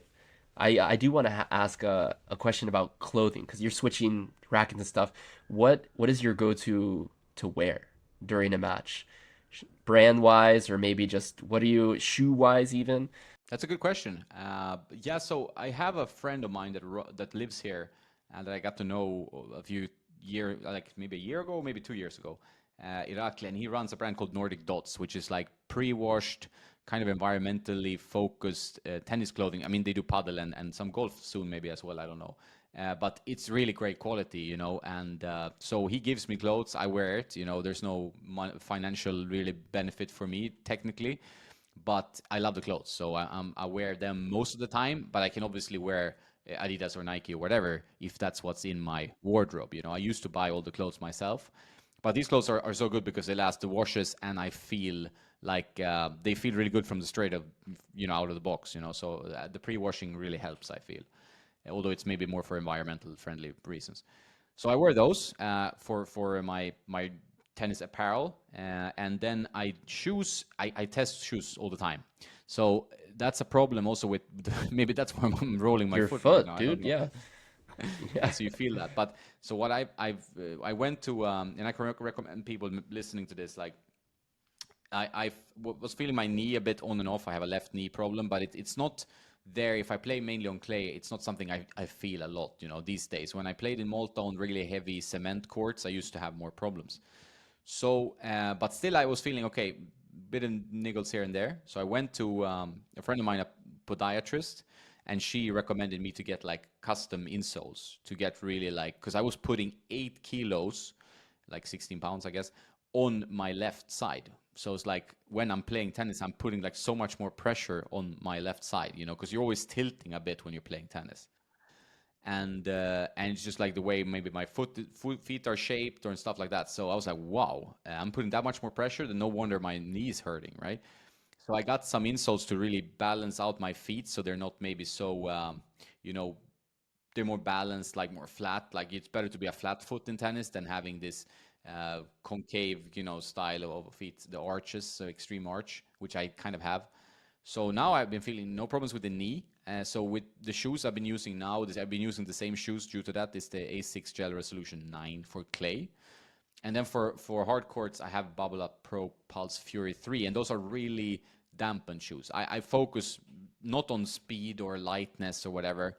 I try to focus on how can my knees stay as happy as possible, right? So the dampening and the comfort and the stability is the key for me, not the speed or you know, like that. The aesthetics. Yeah. Yeah, Yeah, yeah. of No, course. aesthetics I don't really, even with tennis rackets, like the Procanics is really ugly. It's called top banana on forums and stuff. Like it's not a nice looking racket. Historic Procanics. Right. Uh, I would, if I would keep playing with it, I would black it out or something, you know, because it's not very nice. Yeah, But yeah. I'm not so picky on looks. I'm more about playability and feel, right? What about you? Wow. Shoes? Uh, God, I've tried. Right now, I'm wearing On shoes, the Roger Mm. Pro or whatever they call it. I was at the On did an event in New York, and I Oh was yeah, that was there. cool with Roger, right? That was pretty cool. That was a good day. Yeah, that so I was there. Basically, they invited me out, and I had no intention of going to New York, basically, but I got an invite, and so I was like, okay, I'll make a trip out of this. So I did that, and I hit up, these other events, and then went to the Open. So I've been on a good run recently, to be honest. So yeah, I've been wearing the On shoes and just kind of testing them out, basically, seeing how long they last. So I've since New York. So what is that? 2.5 months, maybe a little bit less, of just seeing how long they last. I like them. It took me. This is gonna sound dumb, but like I was moving around a bit in them, like more than I would like. And then after like a couple weeks, I realized they gave me a size 11 and not a size 10 and a half. I'm a 10 and a half. And I was told that's because, oh, usually you want to size up anyways, but I don't know. So I can't give it like a real honest review because it's not exactly my size. But for coaching, walking around long days on my feet, the extra room is actually kind of nice. So I'm enjoying them. They're heavy but stable, and like if I'm playing, I'm switching them out for another shoe that was sent my way, the Diadora B Icon. It took me a little time to adjust to the shape. It's kind of like higher up than what I'm used to, but good shoe actually surprised me. I would have never have bought it if it wasn't sent to me, but if I was to buy a shoe again, I would probably buy that. It's pretty good. I went through I mean, I'm not posting any content, but I've been through, God, so many shoes this year. So there's those two. The New Balance Fuel Cell was fine. Not bad, but I didn't fall in love with it. The Vapor Pro or the Vapor 9.5 came back, and that was kind of an interesting one because there was so much chatter online for years about like, hey, bring this shoe back. The new stuff sucks. And then it came back, and they just sat on like nobody cared. I mean, you still see them around, and when I tried them, I was curious to see, is this just nostalgia of like, was that shoe really that good, or is it just, I was like 10 years younger and I felt better. Um and yeah, it was fine. It wasn't like I would still put the gel resolutions probably at the top of the list of just, function and like, performance wise of like what I need for a long day on court. Tried the new whatever it is, the new Nike Vapor stuff, and it's fine. But yeah, I don't know. I tried them all, and I still think Asics is probably the way to go if I was gonna buy a shoe. Actually, shout out to Wilson. I know that's technically who I'm with. The Rush Pro is good. I liked it. Wore it out pretty fast. It surprised me how good it was because normally racket brand shoes I've never on anyone's radar, but decent shoe actually. And luckily, I have no lower body issues. I try to maintain that. I do a lot of yoga and stuff like that to try to avoid anything. But yeah, kind of like you in a way where I'm trying a bunch of different things and not really sticking to one thing in particular, at least not so far this year. No, I think that's. I mean, it's tough sometimes for general people just to keep testing because it costs some money, of course. But like there are many brands that are not known. Like Diadora, I don't think it's a very well-known brand in the US. It's not even like that a well-known brand in Europe or a very popular one, in my opinion. But they can produce some really good shoes, like a Mizuno. There can be some shoes. I tried some new Lotto prototype that they sent to me because they wanted some opinion before it's released, like a year before. And that was like a very good shoe. Like I really liked that shoe. It was excellent, right? So I never tried properly a Lotto shoe before. So you have to have always an open mind.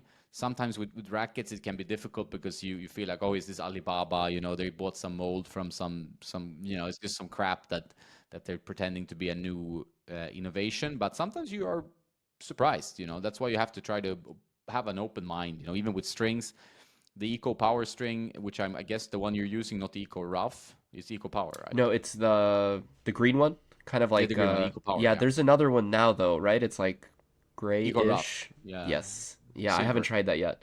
That's very good. I am keen to hear what you think about that one because the Eco Rough, I preferred it over. I mean, Eco Power wasn't bad string, not by any means, but the Eco Rough actually really enjoyed that. Tried that in the Radical. I only had one set, so I sometimes I didn't get sent by company. It was Henrik who gave it to me, a buddy of mine who tests stuff as well, and Yeah, I some.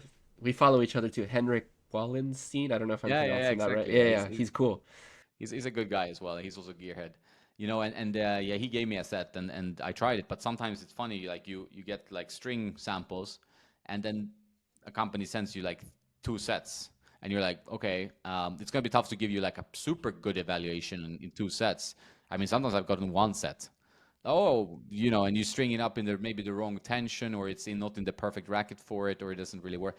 So it's tough to make like that super detailed review if you get 1 set. And for the company, I don't think the cost of sending a racket or a string is very high. So sometimes their cheapness is really hurting them, I think. Well, that it could be that, or also something that I've kind of found out and kind of, like I said, now I'm in a different room now talking to brands, is a lot of the times it's like not tennis people. So Yeah.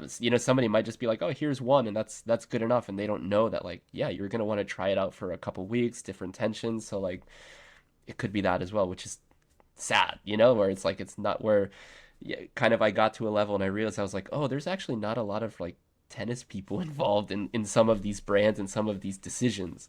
Obviously, the bigger brands they do have tennis people, but some of it is I think probably part of like post pandemic, like, hey, tennis is sort of there's an uptick in it. Like let's get in here, and so like there's a reason why I asked about the clothing and stuff because like different new new tennis clothes have come out, and then it's like, oh, these materials are like you've probably never played tennis before because like these materials are not made for tennis basically. Um, so yeah, that's a whole nother can of worms.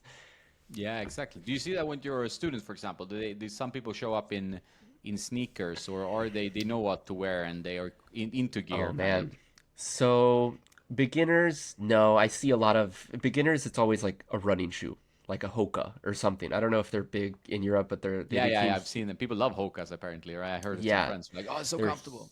huge here in the US, and like I'm a pretty big sneakerhead to be honest, so I'm like whole into that, and like just the shape is weird to me. Like I like running shoes too, but anyway, so a lot of Hokas, different, running shoes, and then basically I don't say first couple lessons I don't say anything because it's like, hey, you're here. I don't want people to think like because tennis is an expensive sport, and I don't want people to feel like, oh my God, I have to buy all this stuff. This racket is not good. You mean this racket from Target doesn't work? Like, so, yeah, a lot of that. I have been seeing a lot of, there's a whole community in LA of like this tennis crew, which is really cool. They're great people, but they wear basketball shoes on court, which is, I mean, I've done that before when I was in high school. And like, if you're gonna wear a different shoe, it's somewhat relatable when it comes to like the lateral mobility. It's gonna get destroyed on a court.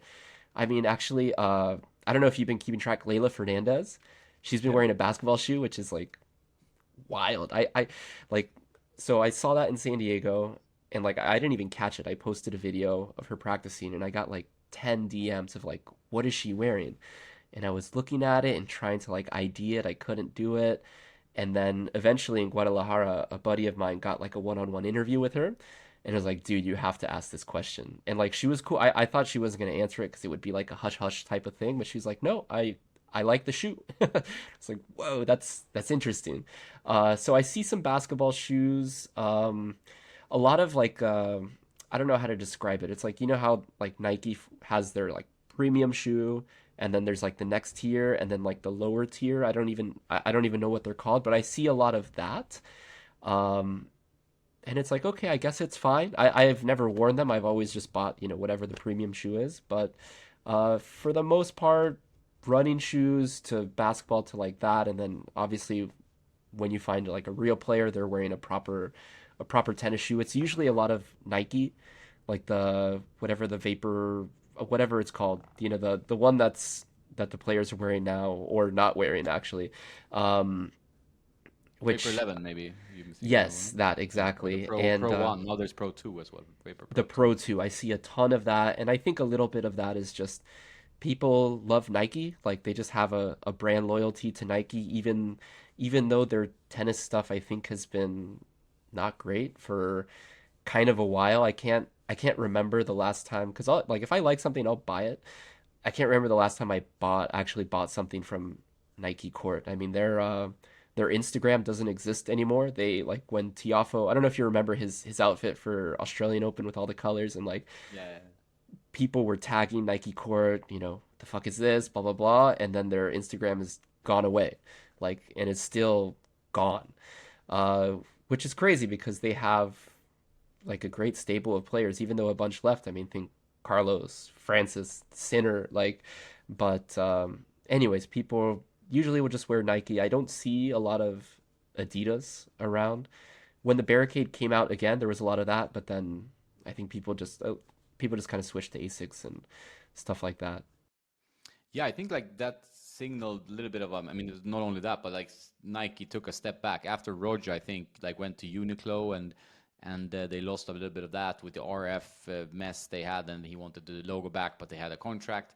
I think they kind of stepped away a bit from tennis, you know, at least internally. I don't know. Obviously, I'm not working for Nike. I have a friend there, but you don't see them so much into tennis and their outfits. To be fair, if you look at apparel, like when they were on their prime, you know, they had Agassi, Sampras, and then the years after they had Nadal and Federer, who kind of carrying the whole brand. People were buying everything from Fed or Rafa, depending on their hero. So it's just like, you know, who do you like? You're a Rafa guy, you're a Fed guy. You buy this outfit with like the sleeveless shirt and the pirate pants or whatever. I had Or you those. buy the, yeah, I love those too. It's I mean, crazy. or you buy like the classy Federer, you know, weird like Darth Federer who's like gliding on the court, and it was just like prime time tennis because you had these two gladiators with different styles, like two Marvel superheroes with different superpowers, you know. So if for a marketing from a marketing point of view, it's like dreamland to be in tennis, and then now I guess like basketball and American football, whatever, it was so much more exciting for Nike, or maybe more financially viable because there's no like I mean they have Alcaraz, but it's tougher obviously to just maybe sell stuff through him as they could through Fed and Nadal. Yeah, I mean, we'll see. You're right. Like Alcaraz is definitely like the shining star now. Obviously, he has a long way to go to reach that same status as those guys, but I think it's there because it's like Alcaraz is universally loved. Sinner is basically universally loved. Holger Rune's Nike too, right? So like, that's like three. Yeah, and like I know people feel a certain way. Some people love him, some people not so much. But like that's not bad. Like when it comes to like, all right, because Tiafoe's sort of in the middle generation of like, all right, he's maybe got 6 or 7 years, or I don't know, I don't want to put a date on it, but when you think of like the next generation, there probably is an opportunity, but I think you're right where maybe there's just not a lot of return of investment. I mean, when it comes to how, because tennis is niche basically. It's niche of niche, especially tennis clothes. There's a lot of, like I said, other brands that have sort of like, for example, and I'm not just being like a shill here, but like the Wilson stuff has gotten better. Like the Wilson clothing before, it would you would literally only see like a tennis coach wearing it because they gave it to him, and it's like it's whatever, it's free. But like at least here in LA, because like so here in LA, I'm in Orange County, but I'll go to LA a lot, and like little by little, I see a lot of like sort of like the classic tennis style of like what Wilson has done, or even Aloe or Lululemon, different things which are almost just as expensive as Nike, basically, or if not more. And people have been kind of gravitating towards that rather than, Nike or Adidas or Asics, I guess, has never been really big on clothing, but any of the top clothing companies that I guess used to have like the marketplace within their grasp. I don't know what's going on. Like you said, I'm not there, but I think, and also I think a little bit of it too could be, at least with Nike with the shoes, is like their biggest release of the year was like the Vapor 9.5 coming back, and it's like how much do they want to promote a shoe that they did 10 years ago as opposed to like the newest technology of the day? So I don't know. It's got to be kind of weird.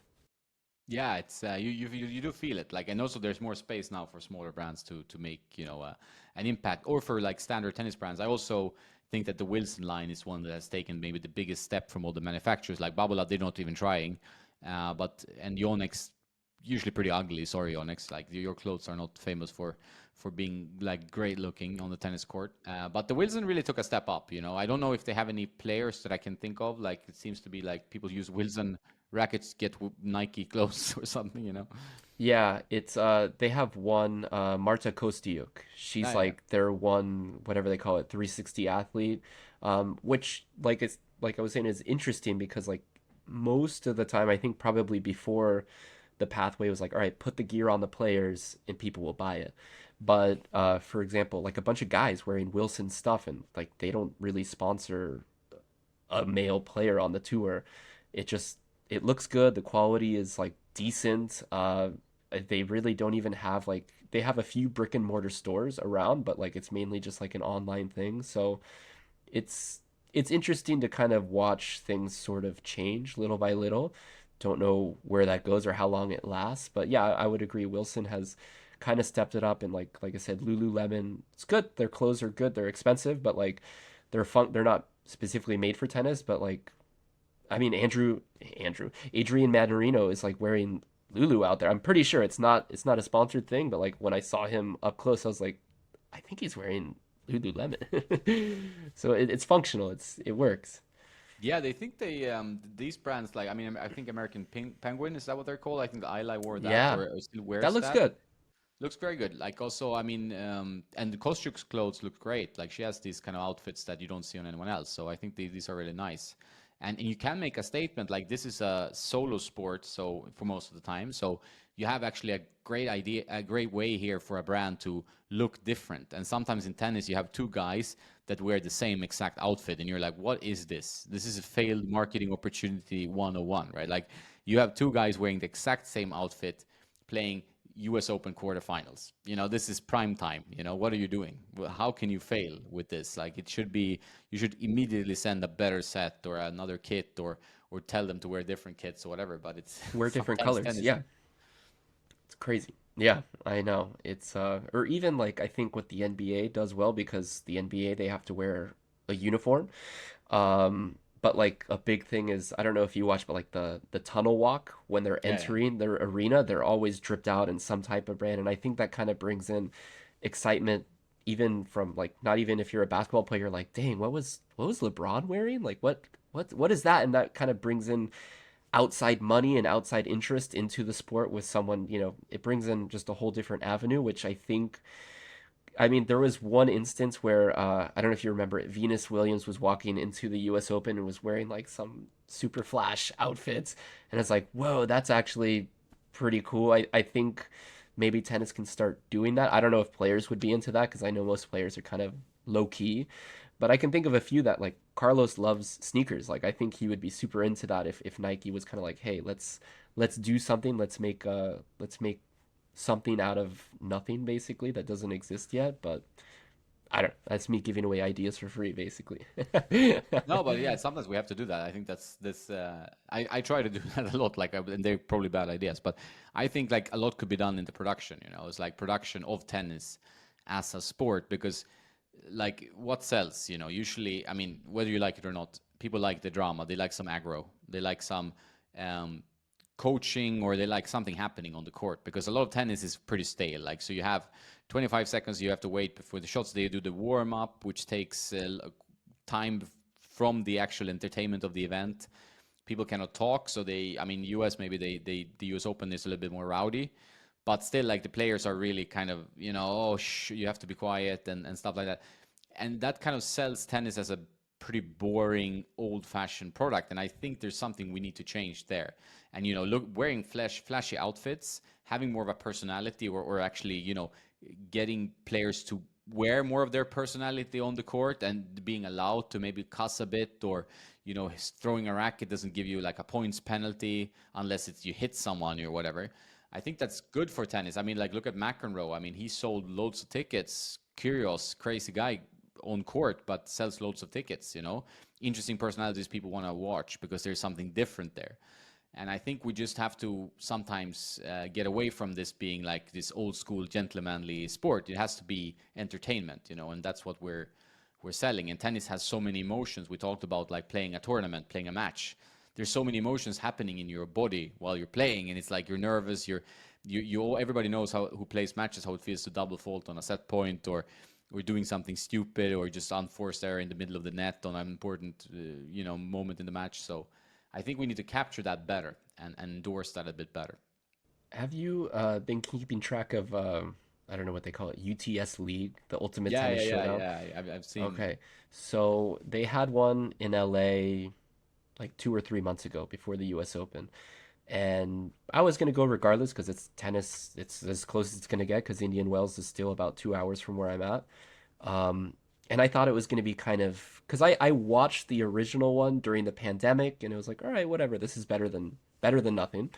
I thought it was gonna be kind of gimmicky and corny, but it was a bit of kind of like the atmosphere that you described. It was like just as much fun as pretty much anything else that I've been to. Obviously, it's not real tennis. The format is kind of funny, but when it came to like the environment, they had the DJ of the LA Clippers there, and it was like being at a basketball game, which like if you've been at a US basketball game, basically as the the game is going, there's music. There's like a DJ actually playing songs, and then if it gets to like a tense moment, like he'll lower the volume and then just like, let them play. But like as soon as like it happens, boom, music again. And this was happening during the UTS, and it was like a very different environment. There wasn't a quiet please. It was literally do whatever you want, walk up and down, go to the restroom whenever you want.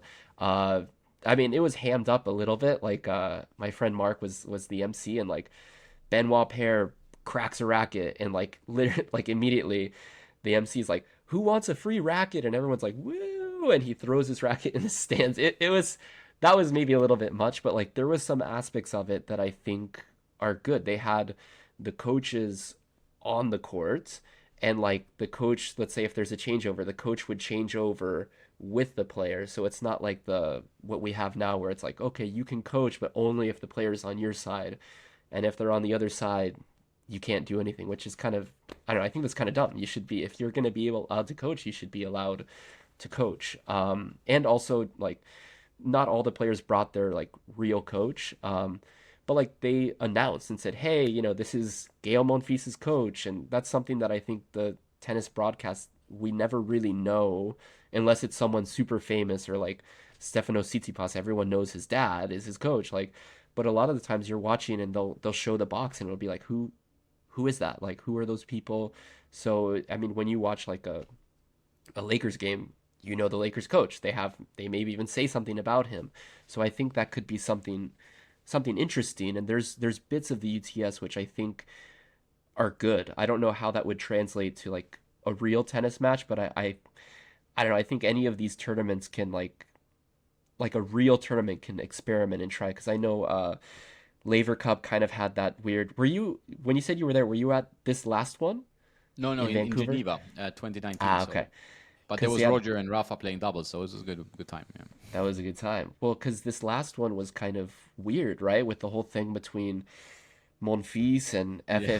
FAA of like there is like what is this event kind of? Is this a serious thing? Is this not a serious thing?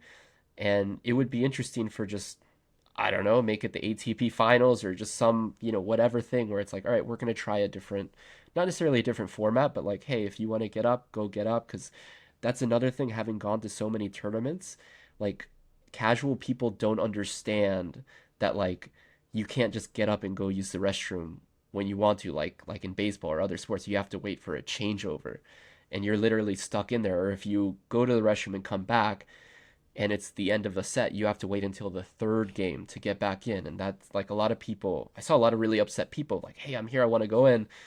And like they just didn't understand. And maybe it's a good thing, maybe not, but I agree with you. There's probably a few things that we can do to kind of open things up and keep it a little bit more light. I know in some places like Wimbledon that would never happen because it's all proper. They still have their curfew and stuff like that. But at the US Open, it was a little bit rowdy, but there was still like the umpire turning back, "Hey, we can hear you. Can you keep it down?" type of deal.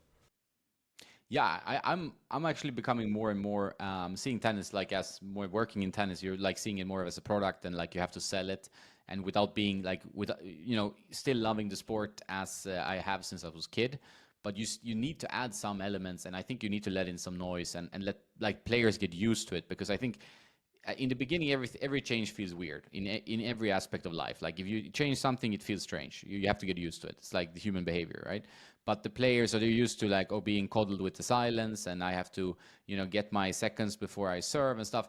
But if you can't deal with that, then that's maybe not for you, right? This is something that has to change. And I also like, people usually get pissed like, oh, but tennis is a single sport, you should be able to solve your own problems, otherwise you can. But the coaching dynamic adds so much to the storytelling. Like, who is this coach? Why does he work with him? How long have they worked together? What does this coach add to his game or detract from his game? What is the dynamic? That adds relationship, and relationship is interesting, right? So I think sometimes we forget relationships in tennis. We sell this product as like this guy who has good ground strokes and a good first serve plays this guy who has good ground strokes and a good first serve, and the game is just pretty dull. Like that's not a product you want to watch, you know. But if they have some aggro, you sell that. Like, oh, the history of these two guys, they don't like each other because when they were 13, they had like a fist fight in the locker room, you know. That's a story, and you can, oh, so they don't like each other. Much more fun to watch. Like there's an extra added, you know, spice on the line. And if you have a coach, there's a story behind the coach and the selection of the coach, and they have arguments, or the player and the coach have arguments, and that's just added entertainment value to the product. I don't think it attracts anything really. Like, what's the problem? You know, it's like just people who are very sports purists that think that it's a huge issue.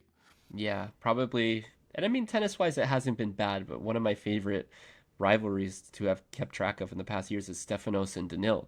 And it's just, you can go deep down in the rabbit hole of when that started on the outside court in Miami, and even up until this year where it's like Danil danced because Stefanos danced last year, and like even with the coaching stuff, like that iconic moment, like can he talk every point? Like, man, you're a small cat to the umpire. That's like, and it's awesome. Like it's actually really really awesome to see. Depending, you know, it doesn't matter who you support, or like I said, even sometimes the matches are kind of whatever. But just knowing when you see that matchup, I'm like, okay, I'm tuning in for that because something's gonna happen, like or something will lead from that.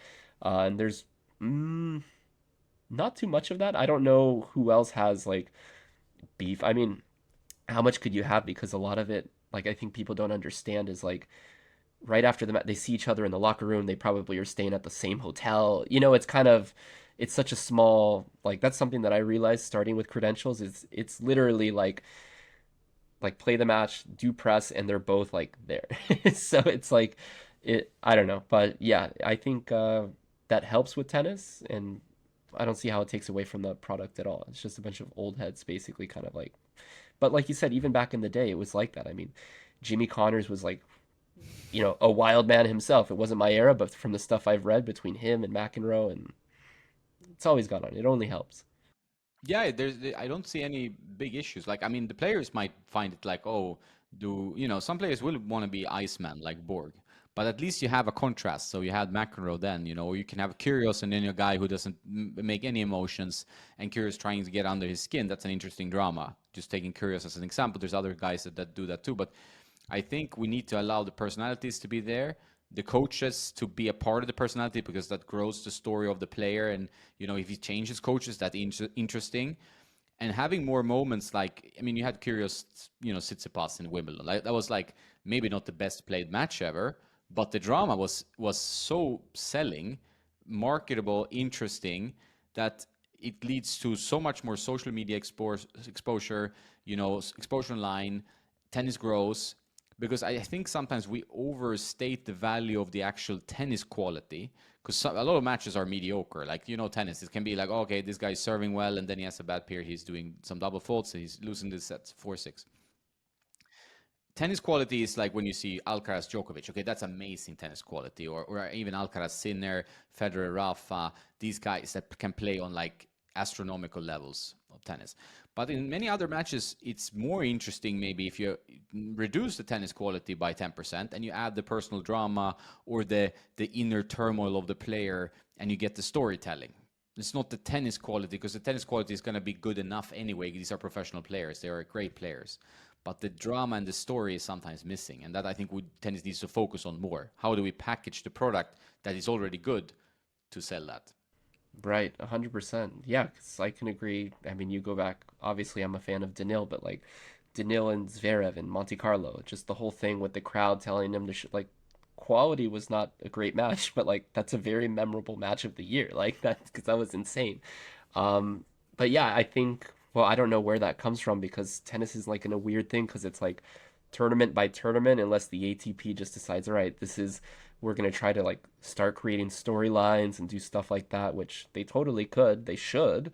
But I don't know, maybe, well, we'll see what happens. Hopefully, something like that starts to develop because it would make it a lot more interesting, especially just for casual people.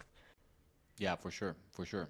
I agree with everything you said there, and also Medvedev is one of my favorite players because I think his honesty and kind of like odd octopus style of tennis is very marketable in itself. Like, but it's also like you need someone to actually be blunt, and just say whatever. I think that's great for tennis. 100%. Yeah, I feel like a lot of players are kind of because they'll get caught in like a soundbite or something, or afraid to actually give like a proper opinion. Something that I've realized kind of starting to become more of a proper, member of the media is when I was in San Diego, there was another journalist there. Like the news had just dropped of Simona Halep and her case, and she was just asking the question of how do you feel about the process? Is it fair? Not so much how you feel about Simona, but just when they come test you, are you properly notified? What is that like? And Maria Sakkari gave a great soundbite. Actually, it was like the question wasn't like with any malice. It was just kind of like, hey, what is it like for you? Maria gave a great answer of like, yeah, you know what, I have to be super careful. Sometimes I'm afraid to even take electrolytes because I don't know. And so that soundbite got put on Twitter. It was miscredited to begin with. It got put on Twitter, and then like Nick Kyrgios goes, "Oh, why are all these players complaining?" And like Maria wasn't complaining; she was just kind of answering the question. It was in a very thoughtful, interesting answer, but it kind of became a whole shitstorm in a way. It wasn't massive, but like if you were looking at it, it came off very different than how it went in person in that moment. And that's when I kind of realized like, oh, this is why players don't really want to talk, because it can very easily be taken out of context. And I mean, that's kind of the criticism of tennis players. It's like, oh, there's no personality or anything. I'm sure they're fun. I'm sure there are a lot of fun people that have great personalities, but they're probably a little bit afraid to get caught up in some nonsense. It could affect their marketability or anything like that, to where things can get out of hand very quickly, even if it was in a small thing like what I witnessed basically in San Diego. I think that leads to a very important point because you said it is like social media is obviously a weapon or can be weaponized very quickly. So like one wrong quote, and I've seen it on Twitter or X, whatever it's called, and it's just snowballs. It's like a misquote that then someone influential comments on, which gives it some validity, although it was a misquote and nobody knows that or tries to change that because it's happening so fast. And then suddenly it's a snowball, and then you have like a shitstorm coming from nowhere, which is not even like has any real validity. It's just like made up kind of from this Exactly. misquote. So I completely understand from the player's point of view, and I think I think there's something that media creators. I'm trying to put that if I'm creating media or doing interviews, whatever, I don't want to put anyone in like an unnecessary bad light or just create like this drama from nothing right now, or because I don't feel good doing that. Because you can put yourself in the player's shoes, even if you could get some clicks or some views or some extra. I think it's as a creator, it's better to have the integrity. Kind of how media used to be in the old days. Nowadays, like everybody's kind of trying to clickbait, even the New York Times, to just be like, okay, let's not chase clicks. Let's give the story. Let's try to be as balanced as possible and give an entertaining or informative story out of this. I think that is the way to act. But that's also kind of maybe my old-fashioned, old-school view. But it's like how I try to do it. Same, man. It kind of should be that way. At least I feel I'm not, properly trained in media, but when I was there just kind of observing, and I watched this happen, and I was kind of like, whoa, that's, and I even almost felt bad. One of my questions to Maria was because she came without her coach. She mentioned that she's like, I came out here on my own. I needed some time away, and this is like right after the US Open, where she kind of had, lost on the first day and kind of broke down in the media room.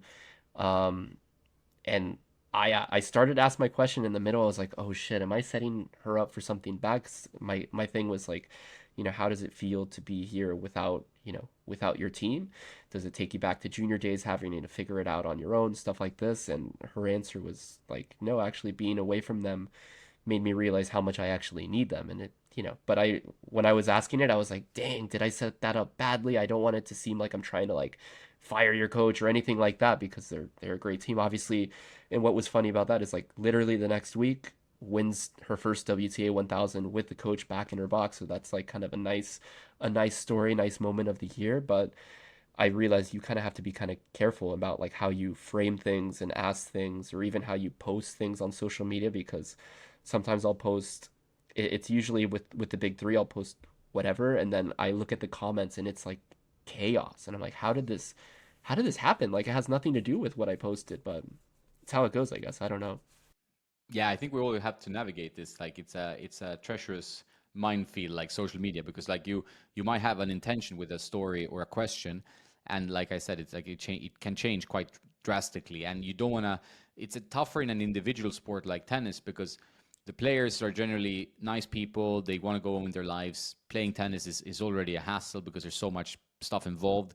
Doing media stuff maybe it's not everyone's cup of tea. Some people are just born for it and very natural and very good at doing press conference. We have Daniil, we have maybe Nick sometimes if he's in the mood, and other guys and Roger and Novak. They're like super pros of press conferences.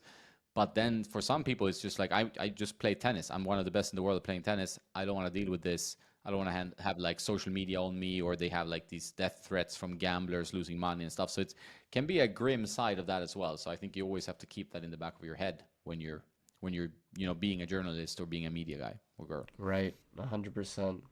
Dang. Well, I'll let you go, man. Thanks, Yeah. Tony. It was great. Like, let's do it again at some point. Hopefully, we can meet in person. That would also be great. I need to get to the States. I haven't been in a few years, so it's about time after COVID Yeah, now to get back and watch some tennis and meet some tennis people. I have so many people I know there, so I it would be bet. great.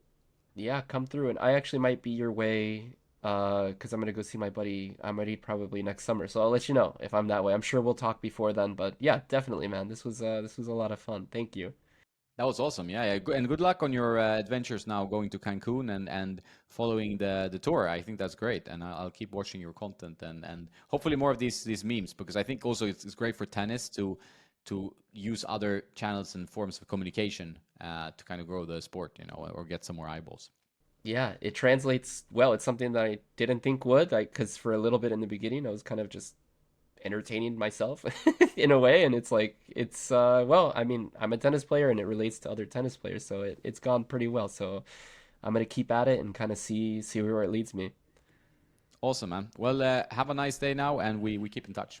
All right, man, sounds good. See ya.